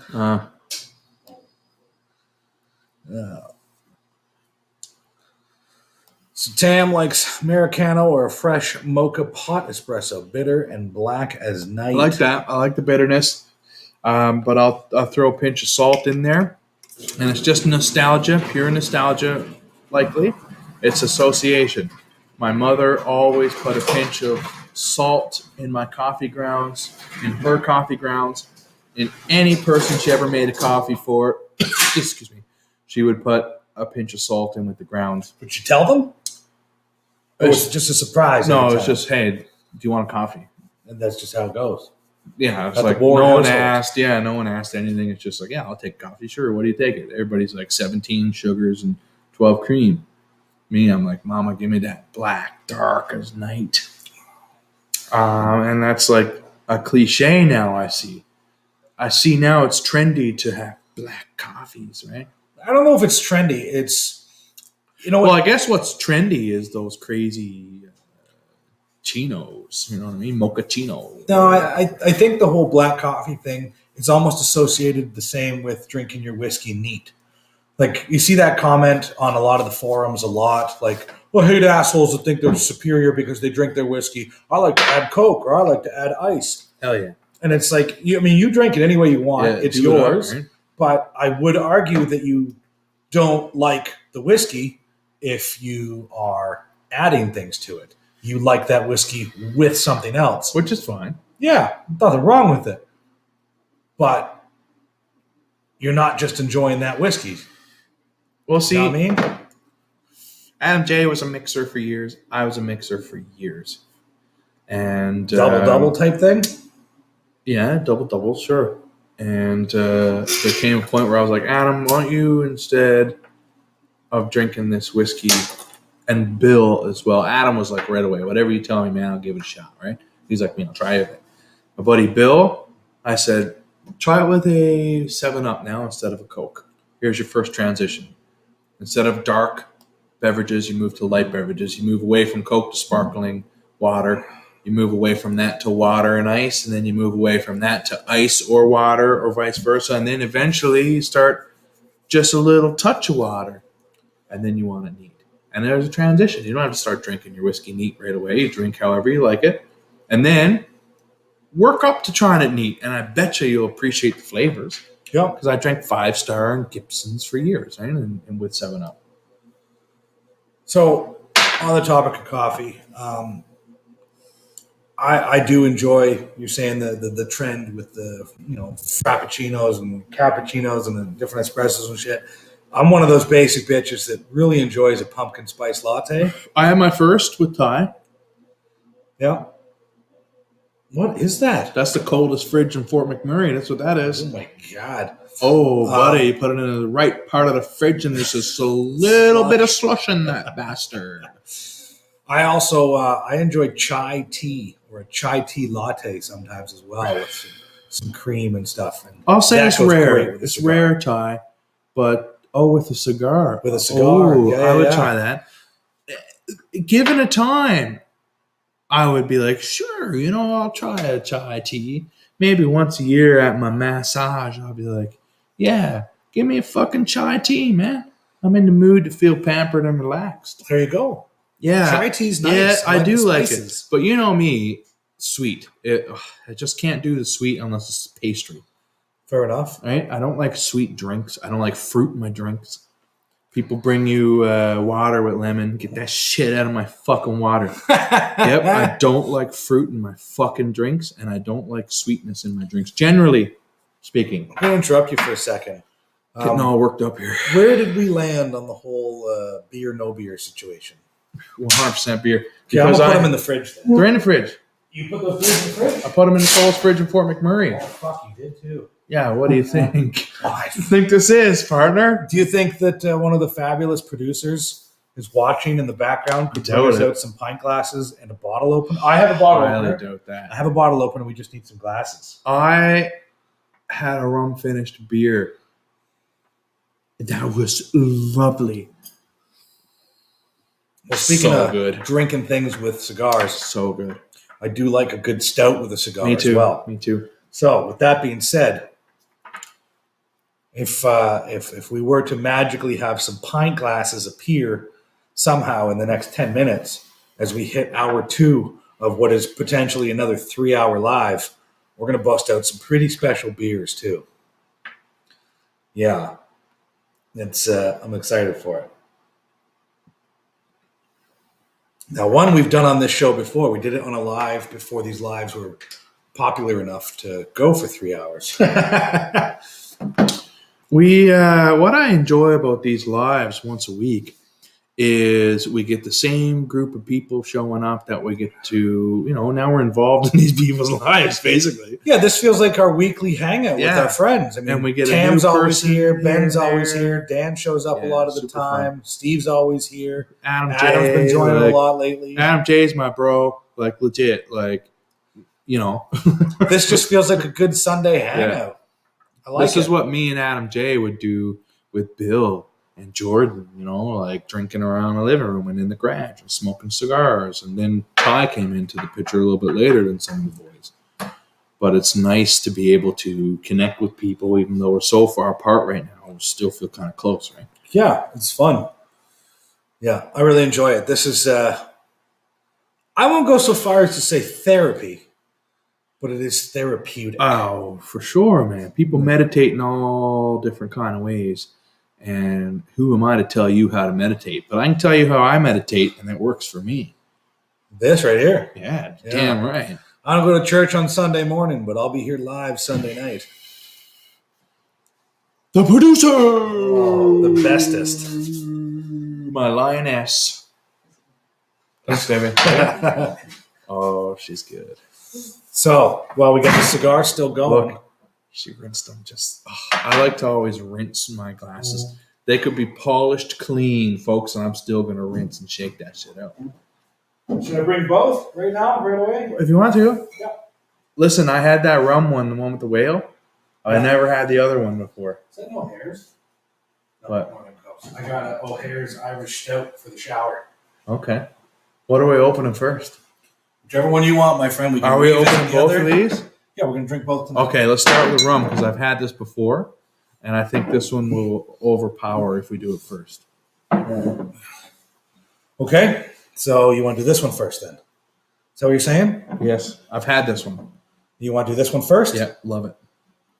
Because I know what this is. You know what this is. This is rum. And this is an Imperial Stout. Okay. Yeah, but that's like coffee, vanilla, cocoa nibs. So, PW is not here, which is a shame because he would appreciate what's about to happen here. This is the Origins of Darkness, folks. This is my bottle opener. Origins of Darkness. This is a bunch of friends who get together to infuse terroir and stuff like that. This one says here, rum barrel aged, Baltic style porter with raisins, dates, and prunes, extra strong beer, 9.6%. This is my kind of beer. Y'all may know that I passionately dislike rum finished whiskeys. Again, generally speaking, right? Rum finished beers are very different for me, and I love this beer. I love this beer. So you read what's going on down here already? I didn't read You read anything? No. So it's from Collective Arts, which I drink a lot of in the shower. I'm a big fan of what they do. They always team up with different breweries. Big fan of what they do. And this time they teamed up with Siren Craft Brew. And I don't even know anything about them. Siren Craft Brew. No idea where they're from. So, Origins of Darkness is a 2019 release. The Origins of Darkness project is a collaborative effort with our brewing friends from around the globe. The mission, to infuse terroir into premium barrel-aged brews by including ingredients that are representative of each brewer's homeland. So this one has a beautiful, beautiful blue whale in like a fetal position type thing, reading a book by the light of a jellyfish. And it is rum barrel-aged Baltic-style porter with raisins, dates, and prunes. So, I don't want to stab you, Josh. Go ahead, man. I've been stabbed once before. This is my bottle opener. By a hobo down by the 7-Eleven. Were you? Yeah. Yeah, that'll happen. Tried to get my smokes. There we go. Cocoa nibs. What are cocoa nibs? They're crumbled bits of the cocoa beans. And they grow on the trees. That's it. It's just little crumbled bits. Yep. Quite lovely. Yeah, that is a sperm whale. I'll What let do you you mean? pour it. What about that? No, there's no stupid questions, Ben. Don't ever think your question's stupid, homie. How would you know if you never asked the question? How would you know if no one ever told you, man? Ask everything to anybody who's willing to answer you, man. There's all kinds of stupid answers. Trust me when I say that. But there are no stupid questions, man. You ask. How'd you know if no one ever told you, partner? I'm an instructor, man. And I see people come through all the time that just don't know things that I've been taught from a young age. And I was like, I was taught from a young age. They weren't. How would you know? Is that a sperm whale? Ask. I guess That's so. a sperm whale, yeah. Sure. Someone said that. Yeah. Like, what did you say? I said blue whale. The sperm whale is blue, so who cares? Yeah, get fucked, whale experts. What are you, George Costanza? Sperm beer. Is anybody here a marine What biologist? are we doing this? You pour it. pour it? You pour it, bud. Okay, I'll do a quick little pour here, real quick. I like a nice quick pour, folks. A nice quick pour. These Baltic porters, you're not going to get a huge head on them anyway, so. I'm very excited. This is a great, great beer, folks. Come on. Pretty good. Oh my God. The prunes on the nose. You can nose your beer too, by the way, right? Tam says, nerd. Fucking right. Well, he's saying he's a nerd because he went to school for marine biology. Are you an architect now, though? That's the goal, right? Oh my God. I can't get over the prunes and raisins on the nose, man. That's gorgeous. It's heavy. And it's like fermented. It's like the mash you get when you're making homebrew. That sweet loveliness before anything happens. What is the ABV? I'm going to guess because I didn't even read it. Okay. That's got to be over 8%. It is, yeah. Yeah. Yeah, it is. I think it's 9.6. 9.6. Yeah. 9.6. Extra strong beer. Oh my God. That's where it's at right there, man. I like that a lot. Now that is sweet, but it's a prune sweetness to me. It's like prune juice. Yeah, dude. Yeah, fuck yeah. Without a doubt in the world, man. This beer will keep you regular. As we know, I'm already fairly regular. So stay tuned next week. We'll be having Poop talk. Bowel movement trivia. Brown talk. Oh, that's good. I like that a lot, man. I like that a lot. That's delicious. That is delicious. You can find that at Liquor Depot sometimes, by the way, folks. Yeah, Collective Arts is out of Hamilton, so they are Canadian, but they team up with brewers all over the globe, like they said in that little description there. Now, we had this once on a lot. Ooh, the glass is cracked there. That's okay. That's Yeah, probably that don't you. matter. That's you when you. No, that definitely wasn't me. Ty, that's crazy talk. No, it wasn't me. Wasn't me. Shaggy. Wouldn't that be the part of the knife going? Nope. What? No. No, it didn't happen. Anyway, yeah. So we did this once before. That was the time you tried it. We had it on the live, on the deck, actually. I've had this live before. Yes. Okay. Well, that means I've had this several times before. Well, and you liked it every time. Every time. So that's why I brought this other one, another Origins of Darkness. I'm very excited. I almost think I gave you that one. I gave you one Origin of Darkness, and then you gave me this one a while ago to trade. And I opened it because I knew you liked it. I opened it. Man, I couldn't get over it. I couldn't get over how much I loved it. It's prune juice, and I love prune juice, man. I do. It works. It works.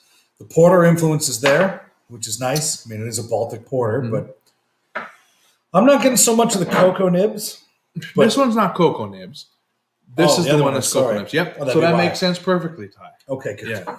Yeah, 100%, dude. The cocoa nibs is in the other one. Grab it. Let's show it. Well, we're going to get into it in a minute here. And I love the labels on these. Like, just beautiful little artsy-fartsy labels. And you're drinking craft beer. You want it to be fucking artsy-fartsy. Like, come on, man. I like the special cans and whatnot, yeah. Look at this shit. That's beautiful. I love that. That's going to be my first tattoo. I'm still. Yeah, Imperial Stout with coffee, water, vanilla, and cocoa nibs. Well, I want to get a tattoo now. And the best thing about this one, I don't want to say the percentage. Have you had this one before? No, I haven't. Me either. So I'm super excited. I don't want to see the percentage. We'll see what you think about it. But I'm really excited about well, that. now I want to know. Oh. Right? Okay. Folks. Not the strongest I've ever had, but 11.9%. That strong beer, all right. Folks, anybody like beer? This is a new thing, too. I mean, I do these shower beers, but we kind of figure tonight we're doing one bourbon, one scotch, and one beer. 2 beers, technically. Yeah, why not, right? I like that. I think we should continue that. I think that's actually the episode we called it when we did that. I couldn't agree more. It was one bourbon, one scotch, one beer. Should go back and find out. I think Adam J, I think you would love this. I know you would, as a matter of fact. I'll get some. We need to try some beers. Shit, man, I haven't seen you in too long, and we need to get together and drink some of this shit. I think you'd like it a lot. He said this looks like an affliction tattoo. T-shirt. Yeah, sorry. You can't really see it. It is a war helmet on top of a monkey skull with a bunch of monkeys on top, a tank above the eyes, what looks to me like a Kalashnikov AK-74, and then bullets for teeth. That is a pretty badass label. Try not to get any shine on it. See the monkeys in the top.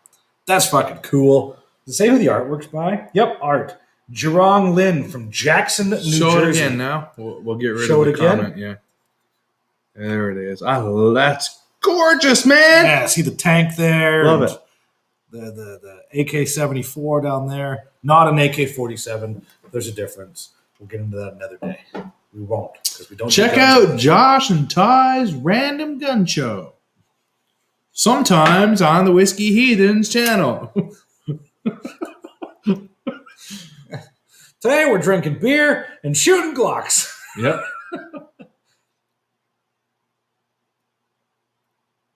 Where the weather's nicer, I do want to film some episodes at the range with that whiskey that's got the gunpowder cordite flavor to it. It'd be fun to do after busting off a few rounds. Man. What a phenomenal whiskey, Ty. You're going to love it. I'm worried about the cork. Well, I'm not worried because we already know what to do with it. Blow it off. So we'll do. What's your current favorite beer, folks? Tell me. I can't answer that question for the simple fact that I try a new beer almost every day. Project 365 shower beer. Are you going to be able to, though? I don't do them on weekends. Just because I'm already drinking enough at night on weekends. So, a beer before work in the morning is enough to kick off the day.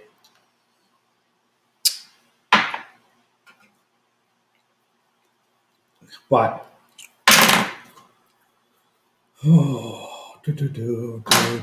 Purple Gas. What is Purple Gas? Never heard of it. Let's bring it up. Can you bring up stuff and share it to the screen? Yeah, we can share screen for sure. Let's do that. See if we can find out. Purple Gas. You talk to the people. Let's take a look. Yeah, so I'm curious about Purple Gas and see what it is. Is it an IPA, stout, porter, red? I'm a fan of red beers. Red beers are my favorite, but I do like a nice dark. Oh, it's from Big Rock. Purple Gas. There it is. Okay. So let's try this out here and let's see what happens. Where we go. Yeah, so we're going to see if we can show you folks what Purple Gas is. Yeah, there it is. There. I don't know if it's sharing that. I think it is. Cool. And we're still here too. Yeah, it gives you an idea. So if you clicked on that one, it would have showed that. I did click on that. No, when you went on the other one. Oh, I got you. Yeah, you got one. So let's try that again then. So let's try this. A little something new.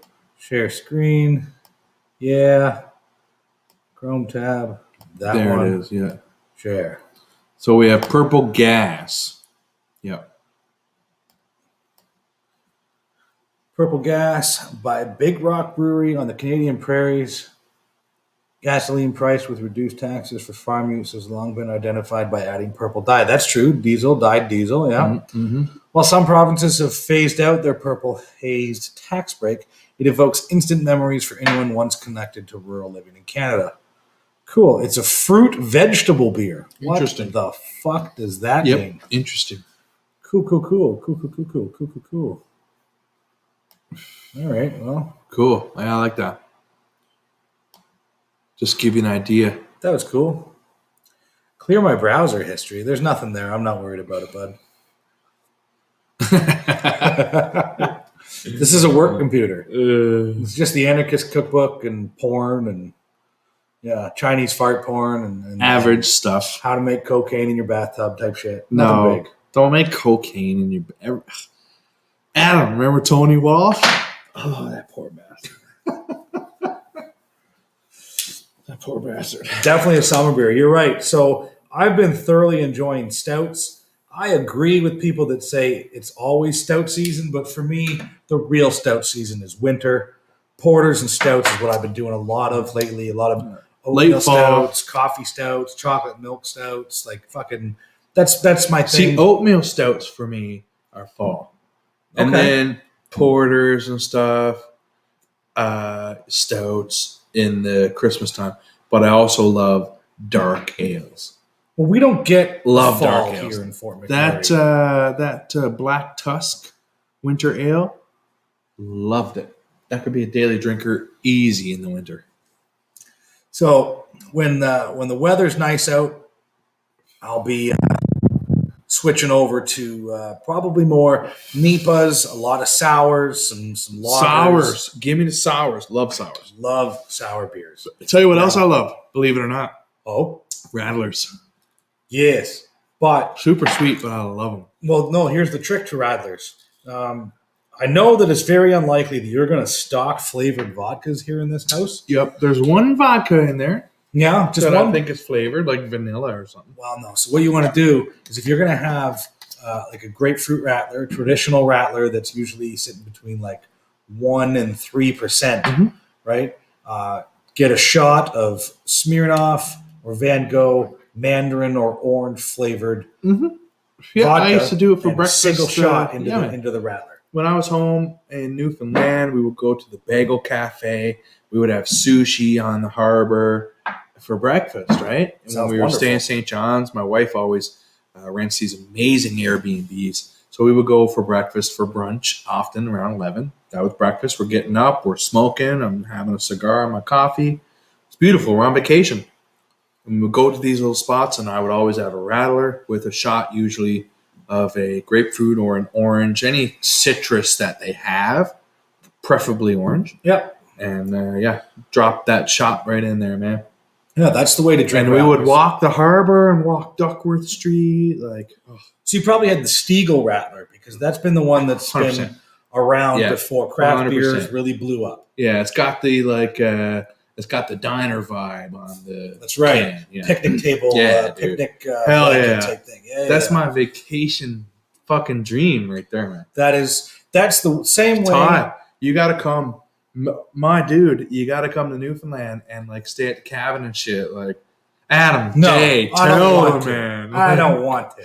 Ty, sitting out on the fall was always my favorite because of the trees everywhere, and all the trees, the leaves would fall into the driveway of the cabin.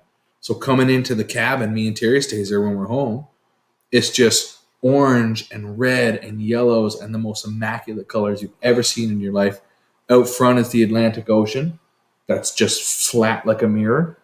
My buddy's coming up in his sailboat to pick us up. We're going to smoke a cigar out in the middle of the ocean, man. Like, dude. Yeah, that sounds dude, wonderful. There's nothing in the world. There's nothing in the world that's zen like that. We get a bottle of Old Pulteney and film out on a sailboat. I in got the an middle of the 83 ocean. old Pulteney downstairs waiting for us to crack, dude. Well, something tells me we'll make it to Newfoundland before we make it to fucking Scotland. So we'll see. Man, Newfoundland. Let me call my boys. That's home, man. Like, we could take you on a ride, dude. I'm down. We'll make it Iceberg happen. Alley. Terry and Adam J grew up in Iceberg Alley, man. Get the drone out. Go fly right up to the iceberg. Maybe I'll get the claw. Get the attached to drone it. out. We'll get the boat out and go shave some ice off the I'm iceberg, good with son. that too. You throw iceberg ice in your whiskey, folks, twice a night, and that's it.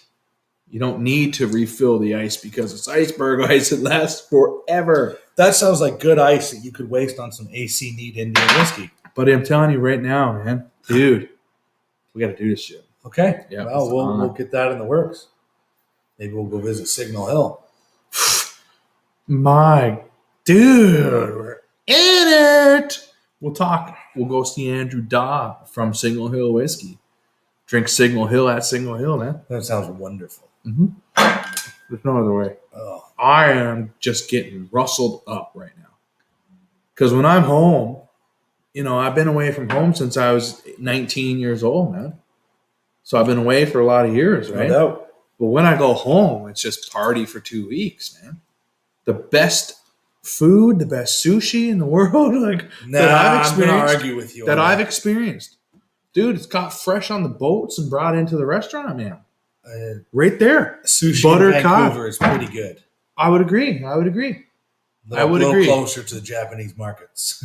Yeah, and you know what? The stuff from where I was in Newfoundland, man, they would catch it and they go to the market in the morning and they'd buy the fish off the market, sometimes still alive, and we'd get it right there, man.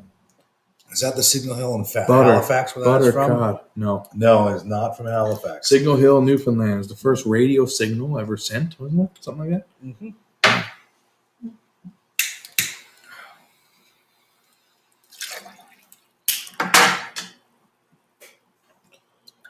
Oh, Jesus, fuck. So violent. That's the beer. The beer got the best took out of me. A little bit of tainted Yeah, see, beer Adam water. says Atlantic fish is better for sushi because it's colder water. And it brings this weird freshness to it. The buttered cod, dude. The buttered cod sushi. Oh, we tried it in sushi rolls as well. See, I don't eat a lot of fish because I got a bone stuck in my throat once. It turned me off from eating a lot of fucking fish. No fish except sushi. That's it. Nothing else. I don't eat. I do like fish and chips, though. No, I don't do that shit. I don't play that game, man. I don't play that shit. No. Homie, don't play that. Hey, get around and bait that shit. Remember Will Smith? Or Will Ferrell? This beer got me feeling right giddy. Who put that baby in you? These girls better be wearing Jimmy hats. Get around about that shit. Get never been about that shit. Oh, fuck. My favorite part is now you're asking me to mask my emotions because of the way it makes you feel. That I will not do. I was like, yeah, dude.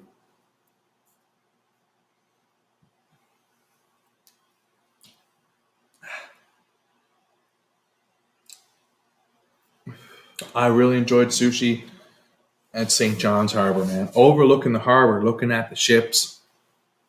They're buying their fish. They're bringing it in. You're loving it. It's so fresh. I got to tell you something, too. Some good sushi that I've had has been in Brampton, Ontario. That's weird. I had really good sushi one day in Brampton, Ontario. Really good. Yep. It was a buffet, and we enjoyed it. It was so fresh. They were they kept telling us, we just had our shipment come in. You guys are going to love this. I tell you, we did. Am I pouring? Yeah, you're pouring, bud. You get it fucking poured. Like a nice, just quick little pour there. Nice, quick. Get it out. Get it right out, folks. Don't even be shy. Much darker. Yeah, don't be shy when it comes to porters. Get it out there. Look at that. This is not a porter. This is an Imperial Stout. Same fucking thing. No, I'm joking, my God. Dare you. Yeah, I was about to get killed. This one I am so excited about. I like a nice fat head, and I'm going to let that just sit for a good 5 minutes while I go pee, maybe. Okay, you go do that. I'll read and tell the people what Tell this the people. is.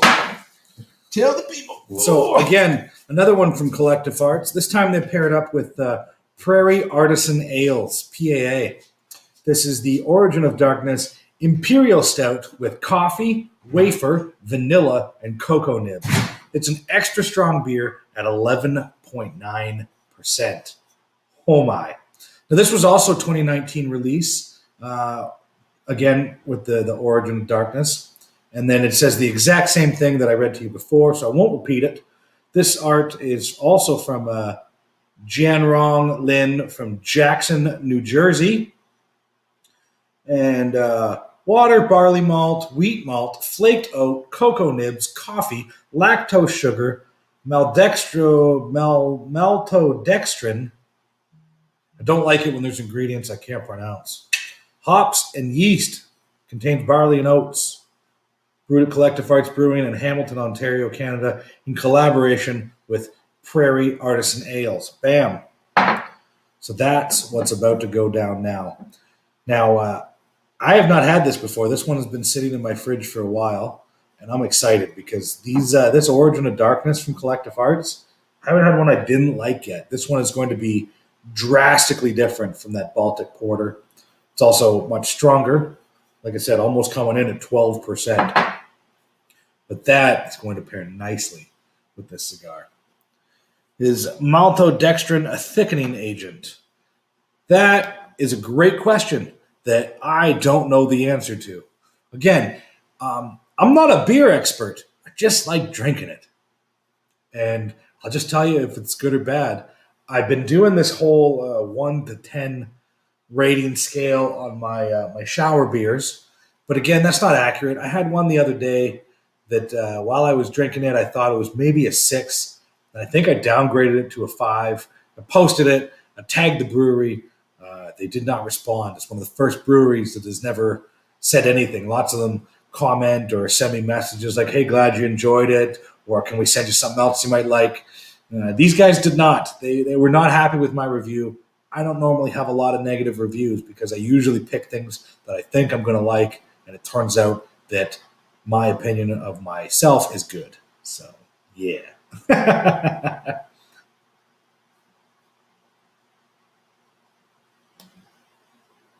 That head is dark. That head is dark. So you'll notice that our pours were pretty even, but Josh got a little bit more head. You got the tail end of the bottle on that one, I think. So that'll happen.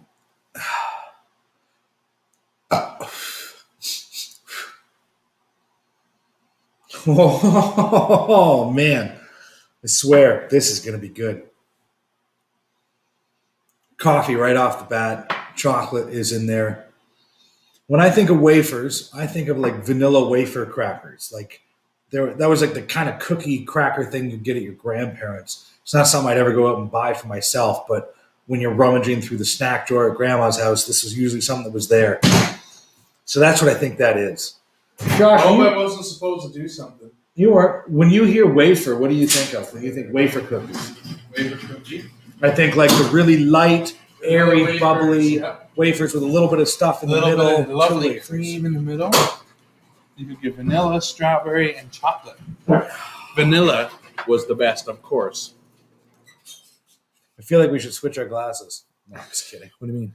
Nothing. We're talking about the head, and you got all the big head. Yeah. Because you got the tail end of the bottle. Yep. Oh.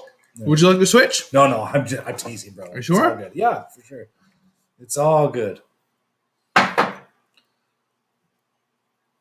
Well, most of the flavors subtle, yes. But I shook this vigorously before I put it in the fridge. So we're learning that I read the ingredients. Maltodextrin is a thickening agent. No, it's not. It's a reducing sugar, yum. high glycemic. Yum. I haven't sipped it yet. I was waiting.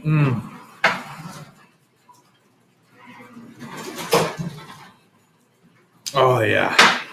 I like that a lot. That is a fucking dessert beer. I like that better than the other one. So do I. Yeah. So do I. Wow. I liked the prune and the Baltic Porter, but this is something else, man. So thick and creamy as well. It almost tastes like over-sugared oatmeal. I was just about to say oatmeal, man. Yep. It's like you burned oatmeal. Burned oatmeal. But Adam J's done burned a good many dishes down at the cabin. did you ever add maple syrup to your oatmeal? Of course. Or just brown I sugar? know it. Both. Yeah. Yeah, sometimes a liqueur, Grand Marnier. It's going to be donair time because it's soon bedtime. Oh. So, I don't know if you're into that. I will not be participating. I have to work in the morning, and I still got a beer to do in the shower tomorrow morning, so probably don't want to eat. Yeah, big grease. First thing waking up, beer meets half digested donair.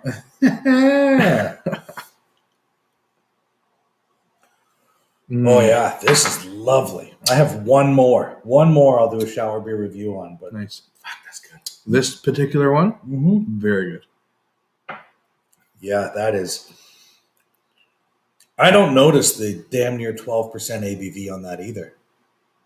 11.9. Yeah, damn near 12. Yeah.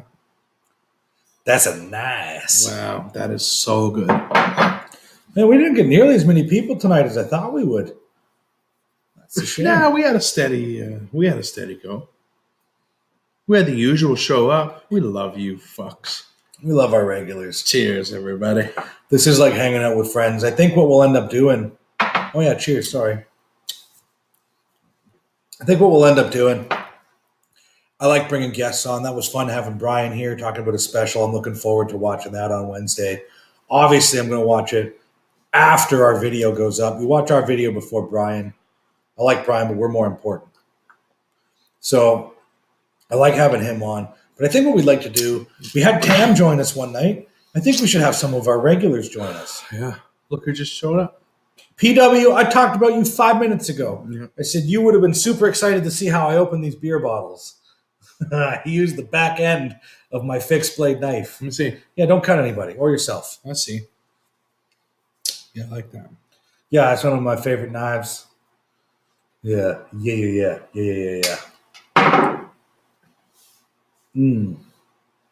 Who's Whiskey A? That's a new person. Have we seen him before? Whiskey A. I don't see it. He joined us a few minutes ago, and now Ben's wiped out, ready for bed. Sorry for the late reply, not near my account, blah, blah, blah, blah, blah. He joined us a minute ago. What's up, Ben? There, Whiskey A. Who are you? I don't know who Whiskey Tell A us who is. you are. Welcome here. What are you drinking tonight? Or smoking? Yeah. That was the whole point of having these beers, was to try to pair it with a cigar. This is going to go nice.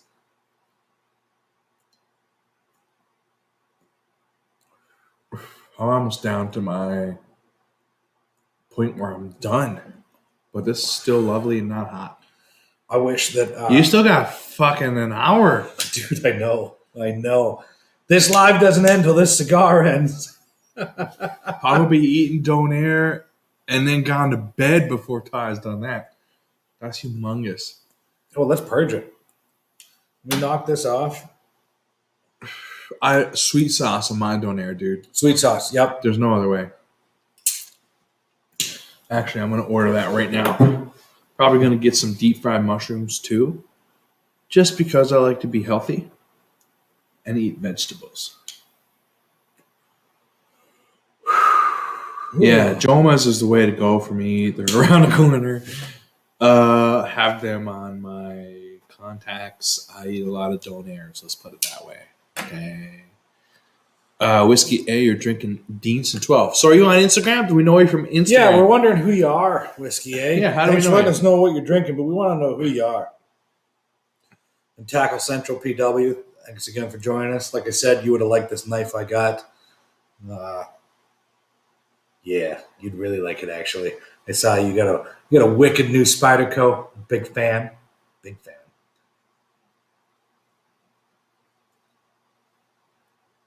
This is the longest I ever had a Churchill last me 2+ hours. Which one, Tam? Yeah, which Churchill are you smoking? Did you mention it earlier and we just weren't paying attention? Could be. That's a possibility. I mean, we hit a lot of comments and we miss a lot sometimes. We do? Yep, we do. Don't think we're ignoring you, folks. We just, sometimes they flash by real quick and we miss them. If it happened and you asked a question and we didn't answer it, feel free to shoot it again.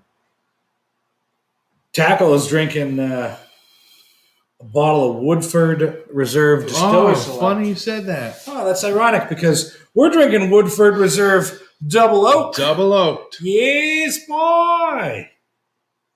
One of my favorites. I still got some in my glass, actually. Me too. Yummy.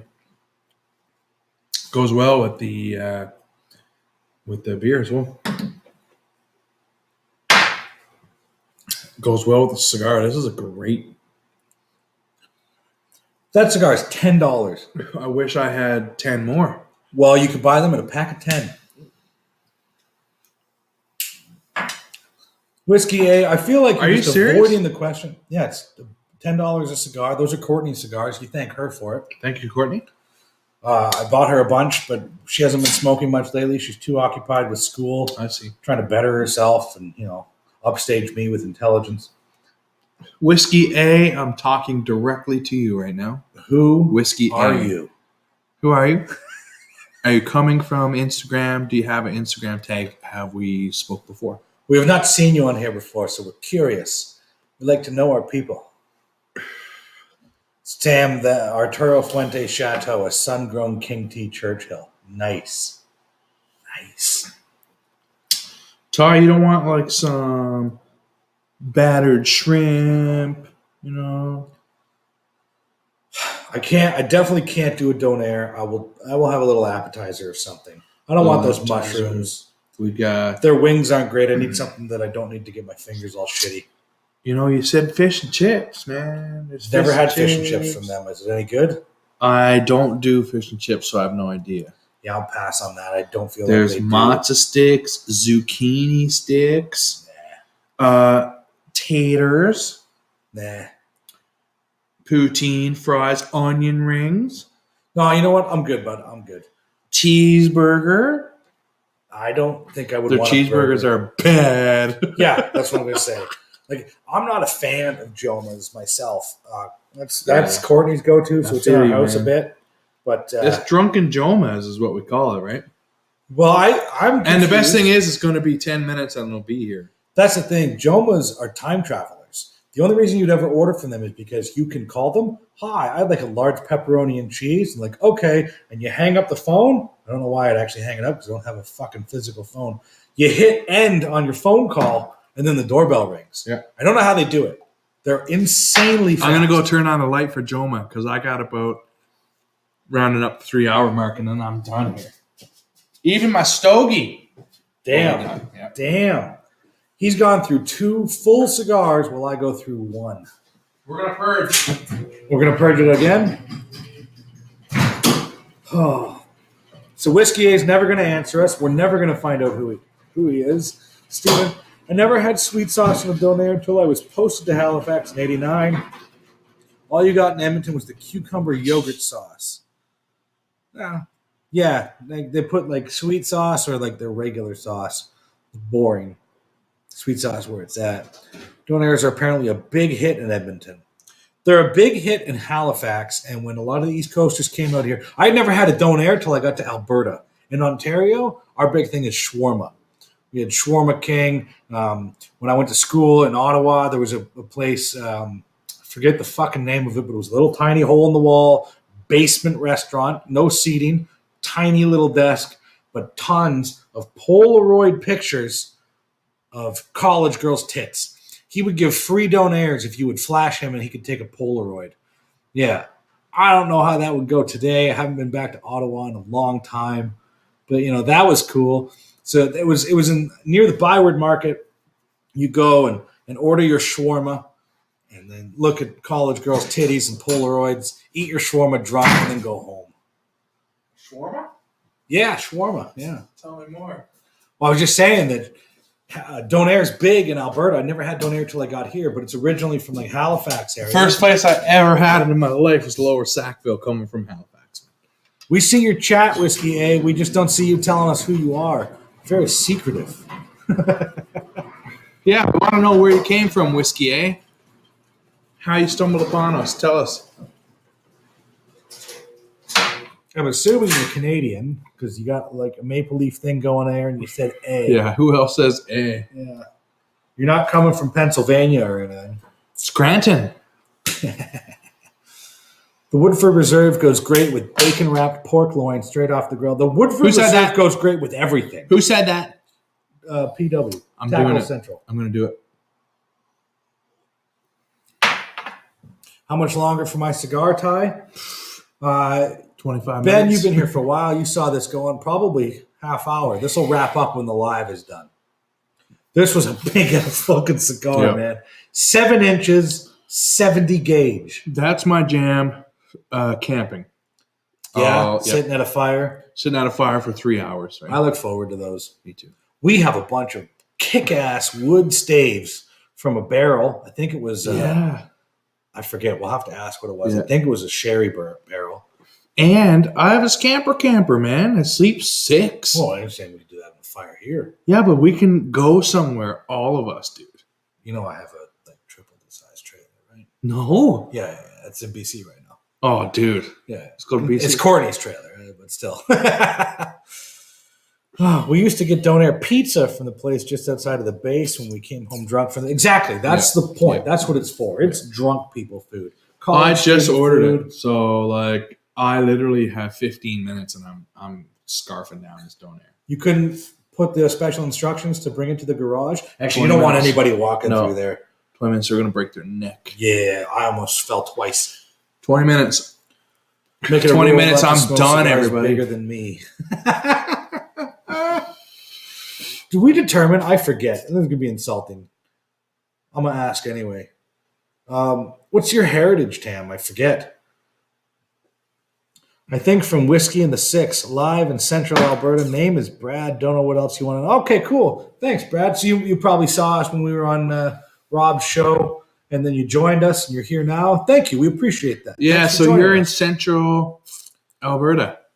Yeah, whereabouts? Cool. Whereabouts? Yeah. Maybe someday we could share a dram together. You meet us at the Cigar Lounge. Yeah. Meet us this summer when we do a Heathens tasting down in Edmonton. Yeah, that would be super cool. Vietnam, that's right. Okay, so that's why we were talking about the Vietnamese guy. That's why you knew all the information about it. Okay, now I remember. Across the bridge was the Donair King. Made like a friggin' 2-pound Donair. Yeah, Nice. no doubt. By Lacombe. Okay, cool. Now, the only reason I ever remember Lacombe is because one of the grocery stores there boasted of having the largest selection of Keurig K-Cups. I stopped in there once because I bought when I had a Keurig machine, I ended up buying I think I bought 40 different boxes of different Keurigs there. Maybe that was Black Falls. Maybe That's a I don't lot know. of It was Keurigs. near Lacombe. And I think Lacombe won you wouldn't give a fuck or even know, but they won a contest for like a hometown country concert. Just trying to think why I know Lacombe. I'm done. It was Black Falls. That's right. Never I'm mind. done. I'm not. Yep. 2 stogies down. I enjoyed the second one more than the Casa Tarrant. Ironically enough, both from the same guy. Mm-hmm. Yeah. And cheaper. Burlington. So yeah, like I said, that one that you just smoked is the Project X. It's the house blend from Casa Tarrant, from Burlington Tobacconist on white. Mm-hmm. And they went with a few different people looking to buy and have a cigar produced that had a bunch of Ligero, Latakia. So it gives it that smoky, peaty taste. We went to a private tasting when Alejandro was up here from Mexico. He brought up a sipping tequila, and we sat in that back room that doesn't exist that you know about. We sat back there and we drank that tequila and we smoked these cigars, and they're $10 a piece, no label on them. And Courtney was there, and she described it as it's like smoking a hike through the woods. It has Nice. mossy Yep, oak, I agree. earthy, smoky, peaty tones. Even to it. now, I can smell that moss just in the air from that smoky, weird whiskey. Lacombe, Blind Man Brewing, yeah. Blind Man Brewing's great. Yeah. I did one of theirs recently. It's a short, coffee's a tiny little baby can, but like at 11%. Was fantastic. They get a bunch of cool shit. I got some others from them. I'm trying to think now of what I've had from them recently. But yeah, that's a great brewery, actually. You're lucky to be close to there. Yeah, Blind Man's great. I didn't even know they were in Lacombe. I forgot all about that. So now I'm doing this. Yeah, that's like a 9-hour smoke for Ty. A 3-hour for sure. Easy, yeah. Man, that pairs well with it. I think anything would pair well with this. This is very good. This is a great fucking beer. Yeah, I like that a lot. Imperial Stout that does not drink at its ABV. It tastes much lighter, but it's sweet. It's delicious. It's a dessert beer. It's a breakfast beer. It's a fucking any time of the day beer. Yep.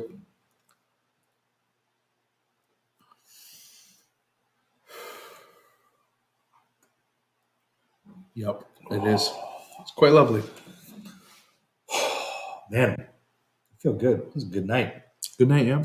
This was fun. Some of you guys joined too late. You didn't get to see our awesome guest. It's a shame.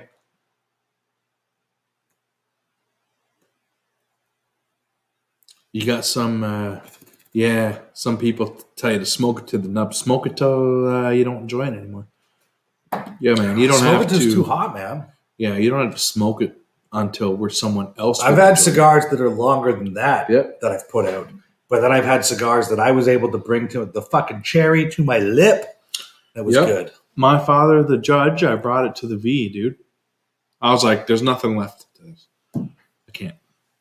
Plug his special again. So if you missed it, I'm sad. You should go back later when this is wrapped up. Go back to the round 1 hour mark, I think. Watch everybody's dad try to get on and understand FaceTime. Watch a Newfoundlander in Thailand try to figure out technology. His name was Brian Alyward. He's a fantastic comedian that's been performing across Asia. He's been living out there for about 13 years. And he's got a new special that he filmed in Mongolia called Big in Asia. It's fantastic. I got to see it already. It premieres on Amazon Prime on Wednesday. I'm really excited for it. After you watch our video on Wednesday, be sure to check out his special for a good laugh. You'll dig it. It'll be good. There it is. So, folks, where do you find the sweet spot? I find it varies on cigars. I like the second, third. Yeah, so after all the smoke has already smoked the tobacco, gone through it, you've drawn it through, You're on your toasted it second, third. slightly. For 1/3, 2/3, and then the final third. A lot of flavor in there, yeah. Second, third for me is where it's at, man. And I enjoy a cigar when I just light it up, man. But that second, third to me, that's where it's at. I love in the summer sitting out on my front deck and smoking a nice 2-hour smoke with my wife there on TikTok or something. We're chilling out. The dog's there waiting for some cheese. It's just She's great. always waiting Yeah, for cheese. just great, man. Perpetual state of cheese waiting. Yep.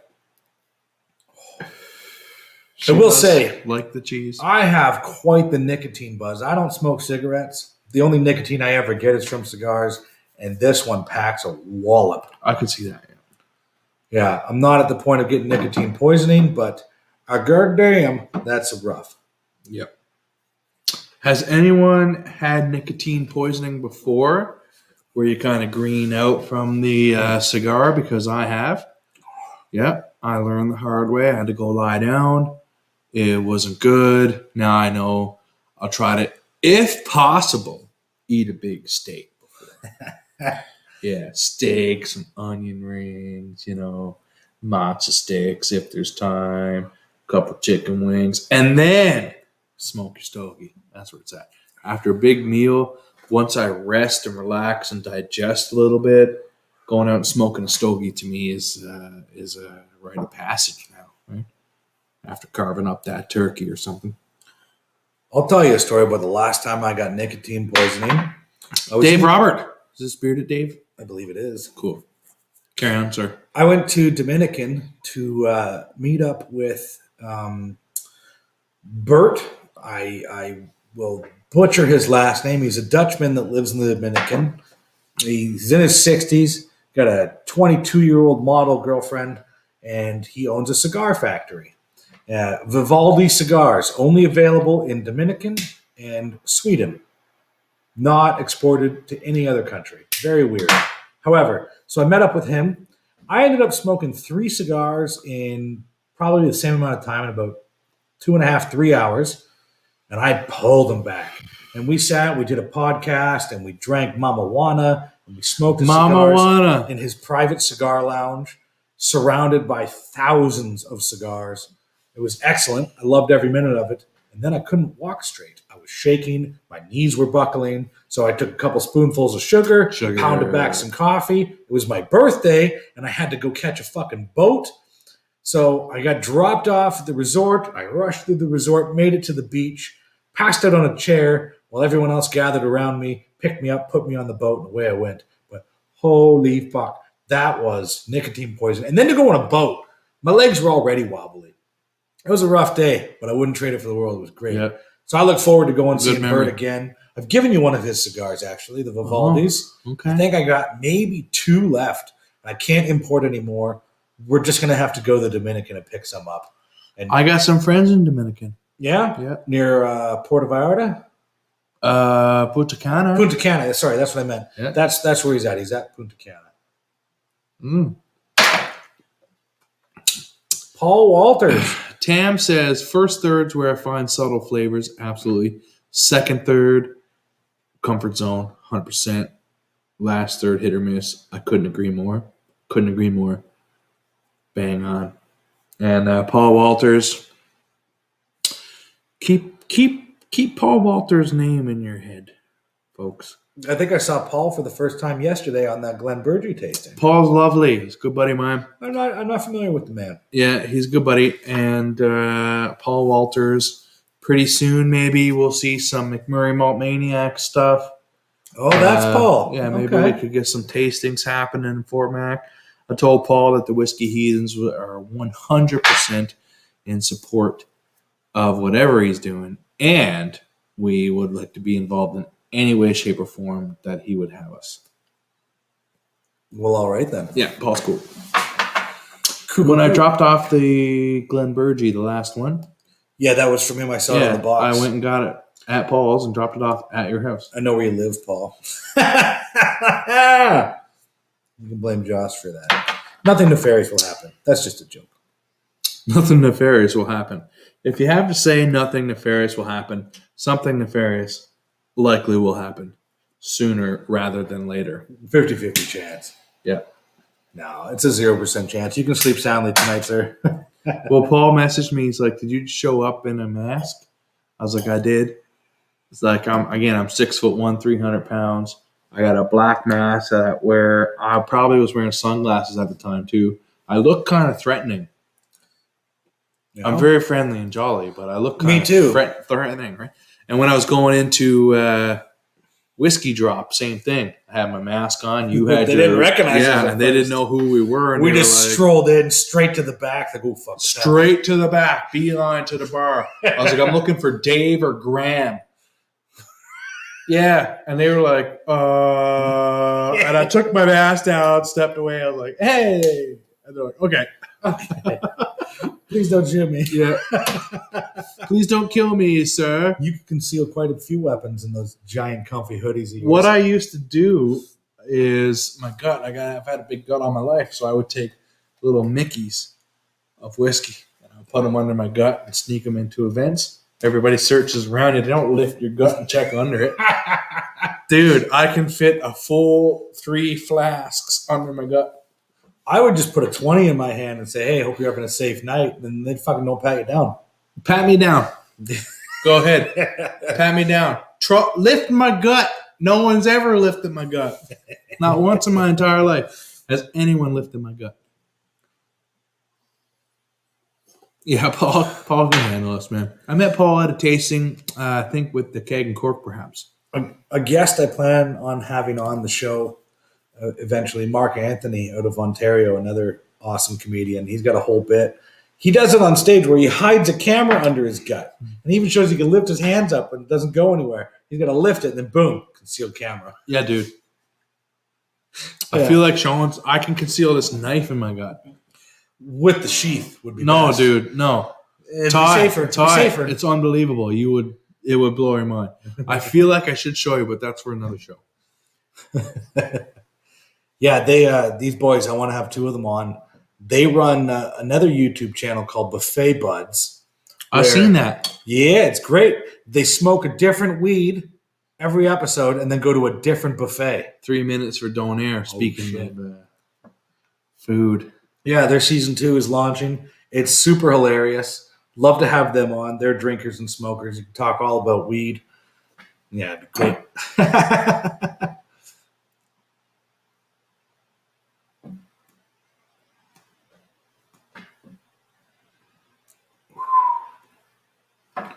Man, I would definitely get another one of these. I'd say the value to smoke time and quality of smoke is worth it. Camping. Even though I don't remember how much I Or paid for this. sitting on my deck in the fall back home. Yeah, if I got 4 fucking hours. Yeah, We're but almost at 3 hours. And that's the look at this. thing. Back home, you do have 4 hours, right? Yeah. What are you gonna do? We got to get up and make omelets later, but like, there's loads of time for that. There's always time for omelets. Yeah, like, come on, dude. Or we're gonna go for a walk in the beautiful wilderness. Sure, we can have a fire and roast some water chestnuts if you like. Oh, when we went into Whiskey Drop there with the masks on, Steve was there. He said he knew who we were. Steve, yeah. Steve was guys there. Roll in. That's right. He was there. He was trying to steal my last bottle of fucking milk and honey. That's right. Steve was kind enough to hand it on Not over. buy it. Yeah, what a gentleman. Gentleman indeed. Yeah, gentleman indeed. Man, what a great fucking community we've got here. Yeah, the whiskey community is unlike many other communities that I've ever been a part of. I've said it before and I'll say it again. Out of the many communities I'm involved in, this is one of the top 3, that's for sure. I showed up in Ottawa and did a little trade with my good friend Bad News, Bruce. I don't remember leaving his house. And his friend came over and I met his friend. And I have no recollection of that whatsoever. He went and busted out all the rarest Springbank and Ardbegs. And it was amazing. And my wife was like, I don't know these people. Who are these people? Is this cool? Are we safe? I was like, we're safe for sure. She's like, okay. And then we showed up and he's like, what can I do for you? What can I pour for you? Are you guys hungry? Are you thirsty? What are you looking for? Do you need to take a quick nap on the couch? What's up? Like, what's up? What can I do for you? And I was like, God damn. It's like, I'm home, man. This is home. Like home. He's like, take off your shoes, kick your feet up, man. Relax. What can I pour you? And I was like, wow. And every place I've ever been in the whiskey community, that's what it's been. Just welcoming. Love it when at the end of the night you time travel with Springbank. Don't get me started on Springbank here.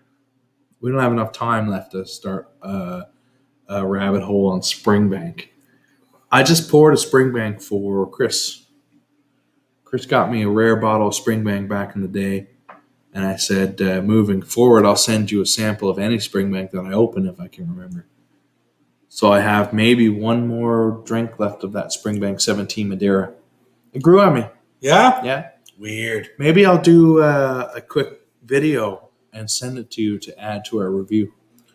Could do. Because I shit on that a little bit. I'll throw up a special of just you on it. Why not? Nobody wants to see that.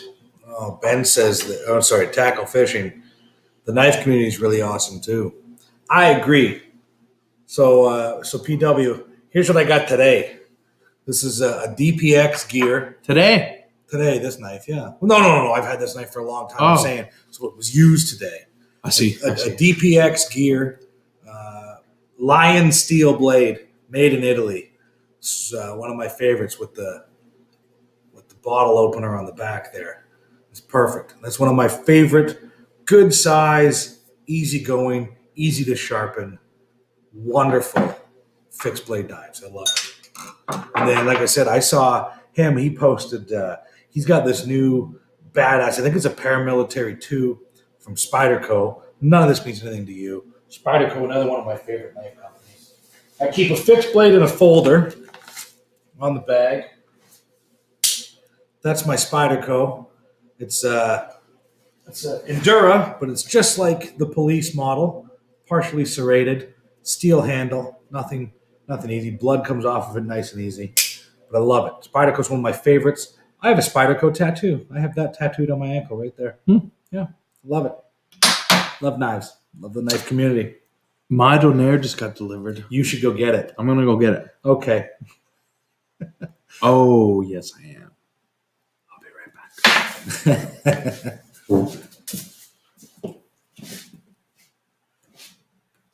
Talking about the military community and the drinking community, I'm sure a few of you are familiar with Drinking Bros. So I'm a big fan of theirs. Have been a Matt Best fan for a while, and Jared Taylor and all the boys down there. They have a whiskey, Lead Slinger whiskey, that I'm trying to source. Not available in Canada. trying to get a bottle. I will eventually. Love that you have a knife out just in case things get crazy. It is not in case things go crazy. We used this knife because it has the bottle opener built into it to open these beers. And then I have a special limited edition Spyderco bag from VanQuest. It's all Spyderco pull tabs and whatnot. Love my bag. It's very, very good. And I keep always, I'll put it back because I don't need it now, but I keep a folder and a fixed blade. That goes right there. But this way it's not on my person. I'm a fat guy and my pockets get filled real quick. It's hard to walk around. So I carry bags for that purpose. So yeah, it's not a just in case things get crazy. It serves a function. I just used it actually to knock some of the ash off of this cigar. Some of the little, there was a nub sticking out of this one. Might have been a bit of a stem. You know what? I'm not complaining because this has been good to me. Still shopping for a new knife between PW's Rec, Spyderco, me fawning over the Microtech OTF. I would love to get a Microtech OTF, but they are illegal in Canada. We cannot have any OTF knives here. We can't have anything that's opened by centrifugal force or assisted opening. It's kind of a shame. So yeah, there's that. Those that don't know what we're talking about, I'm sorry. You can wait for Josh to get back to talk more about whiskey.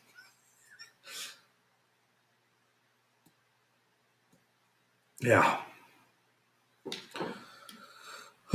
Very humbling to hear them say that about the whiskey community. Very humbling indeed. There's a Marine with a channel called Bourbon Battalion plus Dusty Dan Whiskey Reviews. I'm sure there's tons. We don't get to watch nearly as much YouTube. Josh doesn't watch any YouTube. I watch a lot. I go to YouTube more than Netflix or anything like that because, well, for one, it's more personal. We get to do things like this, but I learn a lot from a lot of different people. Unfortunately, I don't follow a ton of whiskey channels for the simple fact that doing comedy, I learned there's a thing called parallel thought, and you can get accused easily of stealing other people's material. So I don't want to be influenced by someone else's tasting notes or opinion on a whiskey and then basically just repeat what they said on our channel, whether it's on purpose or accidentally, because that can happen. You can read a note or watch a video, and a year later, we end up doing that, talking about it, and then I just say what comes to mind because I heard it somewhere else and I don't know where. So try not to watch a ton of other whiskey channels. There's a few I do, but that's the reason why I don't. Yeah, but Tam, I would definitely go with a Microtech OTF, mainly because I can't have one and I really want one. Maybe. We'll talk off air, and you can buy one, disassemble it into parts, and then ship it to me individually. No, it's a prohibited device with a mandatory minimum of 3 years in prison here. Yay. Stupid fucking laws in this country sometimes. Hey, you'd love whiskey knife fights. Taylor Martin and a guest talk about whiskey and blades. I probably would like that. I was just saying how I don't watch a lot of whiskey shows because it can really influence your opinion on a whiskey that we haven't done yet. Oh, sure. And I don't want to repeat somebody else's opinion. Sure. I agree with that. I don't watch a hell of a lot of YouTube or TV or anything, really. I watch Netflix. Yeah. I find myself going to YouTube a lot more than anything. Okay.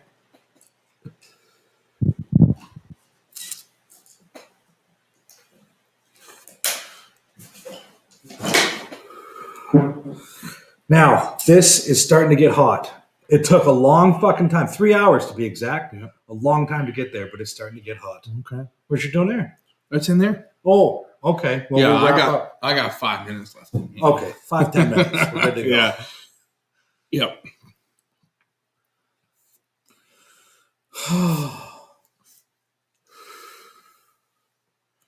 Yeah.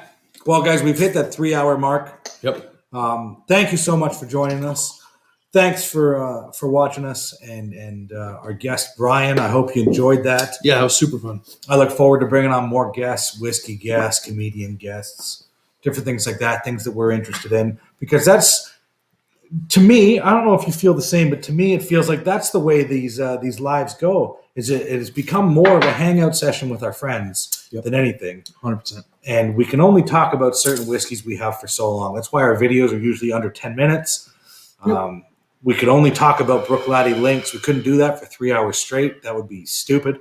Yeah. We can only talk about bourbon for a brief period, beer for a brief period, and then we just fill it in with the rest of our stupidity.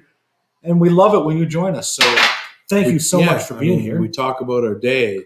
You folks talk about your day, what you're drinking, what interests you at the time. And that's all we're doing is connecting in a weird, weird time. Ooh, it's getting hot. It's getting hot, man. It's a big fatty. Hot. It's probably got maybe 3 or 4 good long tokes and it's done. I got to tell you, man, when I seen that, I was just like, damn. You were a little jealous? Yeah. I'm sorry. No, don't be sorry. Oh, my God. I still smoked that Casa Turin, which I very much enjoyed. And that pita one, that was good. I would love to buy 10 of those and have in my humidor. For $100, I mean, you can't go wrong. No, you can't go wrong. I've spent way more on shittier cigars. Yeah, next time I'm in Edmonton, there's a 100% chance I'll stop by and grab 10. Excellent. Yeah, You will. I really enjoyed that a lot. It seems like we've had similar ones before, but these were bigger. Is that something? They have 2 sizes. They do have 2 sizes of Project X. If you're in the Edmonton area, I recommend popping in Burlington on White. I go there every time I'm in Edmonton. Yeah, you kind of have to. Yeah. I mean, we get our cigars from a myriad of different places. Yeah. We get some shipped up to us. I used to be part of a monthly cigar subscription box. I used to be as well. That my girlfriend was so kind to purchase for me. And I got that going for about 2 years. But when I started discovering that I could buy a lot of the cigars myself, pick them up when I wanted, and I got more into the cigar world, I didn't need to get sampler packs every month because I kind of knew what I would lean towards. And I did more research and shit. Same with whiskeys, right? Sure. Same with coffee. Same with sports memorabilia. Same with whatever that ails you. Hey, we got a new subscriber. That don't happen often. Ooh, new subscriber. I don't even know if he's here, but R. Shaw, whoever that is. Thanks, R. Shaw. Yeah. Is that Rory? Don't tell me that's Rory Shaw. Maybe. I don't know. It's R. I'm going to Shaw. text Rory Shaw right now. Casa Tarant is my next one once I get the humidity fixed. So Casa Tarant has a bunch of different cigars under that brand name, but they are also the creator of Te Amo. Te space AMO. Seems like I've had that. Oh, I had a very bad experience with that. Some people have, some people haven't. It Mine is was a moldy. cheaper. Oh, Yeah. You bought it moldy? If I did, I wouldn't have bought it moldy. I didn't notice if it was so. But when I took it out, smelled it right away, and I was like, oh, wow, ammonia. Then I took a real close look. There's mold on the foot now. You know what? I think I know cut where it- you got it from, actually. Yes, you were there. That King Smoke I don't know that. Spruce Grove. It was a little tiny off the beat. It was, Now, I bought some Undercrown sun-grown there that were delightful. They were the wrapper had long browned. There was plume on it. Yes, there was. Plume, of course, is mold. There's the discussion of mold versus plume. It's all really mold. It's just some is cool and some's not. Right? So if you have some is it plume, the oil cigar Yeah. mold, or is it just mold? if you have some plume, it's mold, fine. Wipe it off, and if it tastes good, then good to go. You know why I like that store? Because I bought the last 2 of some Italian cigars made with Italian tobacco that I'm saving for when we drop our Italian whiskey episode when we go live the following week to smoke those. I bought 2 of them. There it I'll bring is. them over with one of my There it is. top 10 whiskeys of all time. Nice. Okay, well, I am beyond excited about all of What's that. one of my top 10 whiskeys from Italy? Does it begin with a puni? It does begin with a puni. I gotta be honest, that puni is real nice. Granite, stony flavors, gunpowder flavors, some would say, but not quite abrasive enough to turn you off. No, I liked it. If liked I it a was lot. up in a mountain, I would want to drink that. That's Mountaineer whiskey. Yeah, 100%. Because it's like, you ever drink water that comes off of a small stream from the mountain? You know that is pure fucking mountain rainwater 100%. from melted snow. I've eaten snow and shaved icebergs and glaciers. Hell yeah, man. That's what it's all about. Here's a question for you, Josh. I can't honestly recall. It's been a while since I've had these, and I just can't give a straight opinion on that. I can't. I tasted it in a tasting, and that's it. I didn't rush out and grab either because there's expressions around the same price range that you may be able to get. But either one, I don't think you would be disappointed because of their cost. They're both under $100, anywhere from $40 to $70. Yeah, how do you say it? Cabernac. Yeah. Some fucking goof tried to sell it to me for $300 at one of our. Who'd you call? You were with me, of course. And you were like, said, "What do you no. think?" And I was like, "Pass, homie." He tried to tell me that you wouldn't find it anywhere else, and then we did find it somewhere else for almost $200 less. Yeah. So Ben, people here are saying the toy tech they like better. Paul Walter says that. I trust Paul's opinion. Who else? Someone else said that. Steven Schmaltz said that. Dude, if their boys are saying that, there's no reason that you shouldn't believe otherwise. He's going to have that Cabernac tomorrow for his birthday. Who? Ben, his this is how my memory works. I'm his very wife's excited. birthday was they're 5 days apart. Okay. And he just celebrated his wife's birthday and his together. His birthday's tomorrow. So happy birthday from us, the heathens, to you, Ben. Happy birthday. I hope you enjoy it. I only buy whiskey I can pronounce. I mean, yeah, we buy a ton of shit that we don't know how to say. pronunciation doesn't reflect flavor. And yes, Stephen, it is the Puni Alba, not Albi. They have another Nova that is not on par, in my opinion. And Ben says Kobenak. He liked it, but believes a toy tech to be better. I can't speak on that at all. But I do encourage you to reach out to the Whiskey Explorer on Instagram. That would be the guy. He'll tell you which one he enjoys better. And he's the dude, man. He is the dude. Yeah, Whiskey Explorer, Mike Brisebois, the wizard himself. Mike's a cool cat. Master of Deanston, Bunahaven, Topmori, and Lecheg. C.O. Bach.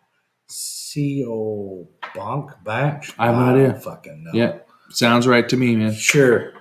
C.O. Bunch. I think it's going to be my last draw on this one, bud. I'm cheersing out. Yeah, we're going to be out of here, boys. Yep. Cheers, y'all. Thank you, everybody, for joining us. Bourbon. Once again, you can check out Brian's special on Amazon Prime. Just a quick rundown of what we did tonight. We started off with the Brook Laddie Lynx, and my God, is that ever fantastic and delightful. Tangy, salty. After finishing that scotch, 1 bourbon, 1 scotch, 2 beers, we moved on to the Woodford Reserve Double Oaked. Man, this is the bourbon that changed my opinion on bourbon. It's fantastic. I love it. I keep it stocked. Great. I'm glad that came out. Then we moved on to some collective farts. We had a Baltic Porter teamed up with Siren. I forget. What's it say? Not that one. That one. What's it say there? Turn it. No, other way. Siren Craft Brew. And this one was Prairie Artisan Ales. That's what we did tonight. Rum finish. Man, was it ever great. This has been a lot of fun. Thank you, everybody, once again for joining us. We always appreciate you. And we'll see you next Sunday. We've got a very cool episode coming out Wednesday that we'll be discussing more next Sunday on the live. Yeah, hopefully.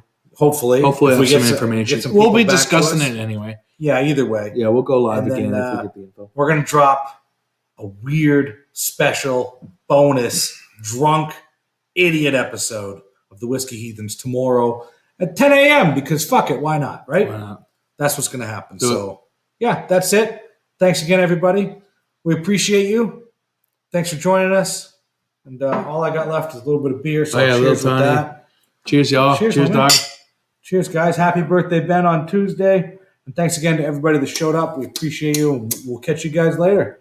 Don't forget to check out those episodes tomorrow and Wednesday and Brian's special Wednesday night. See you later, guys.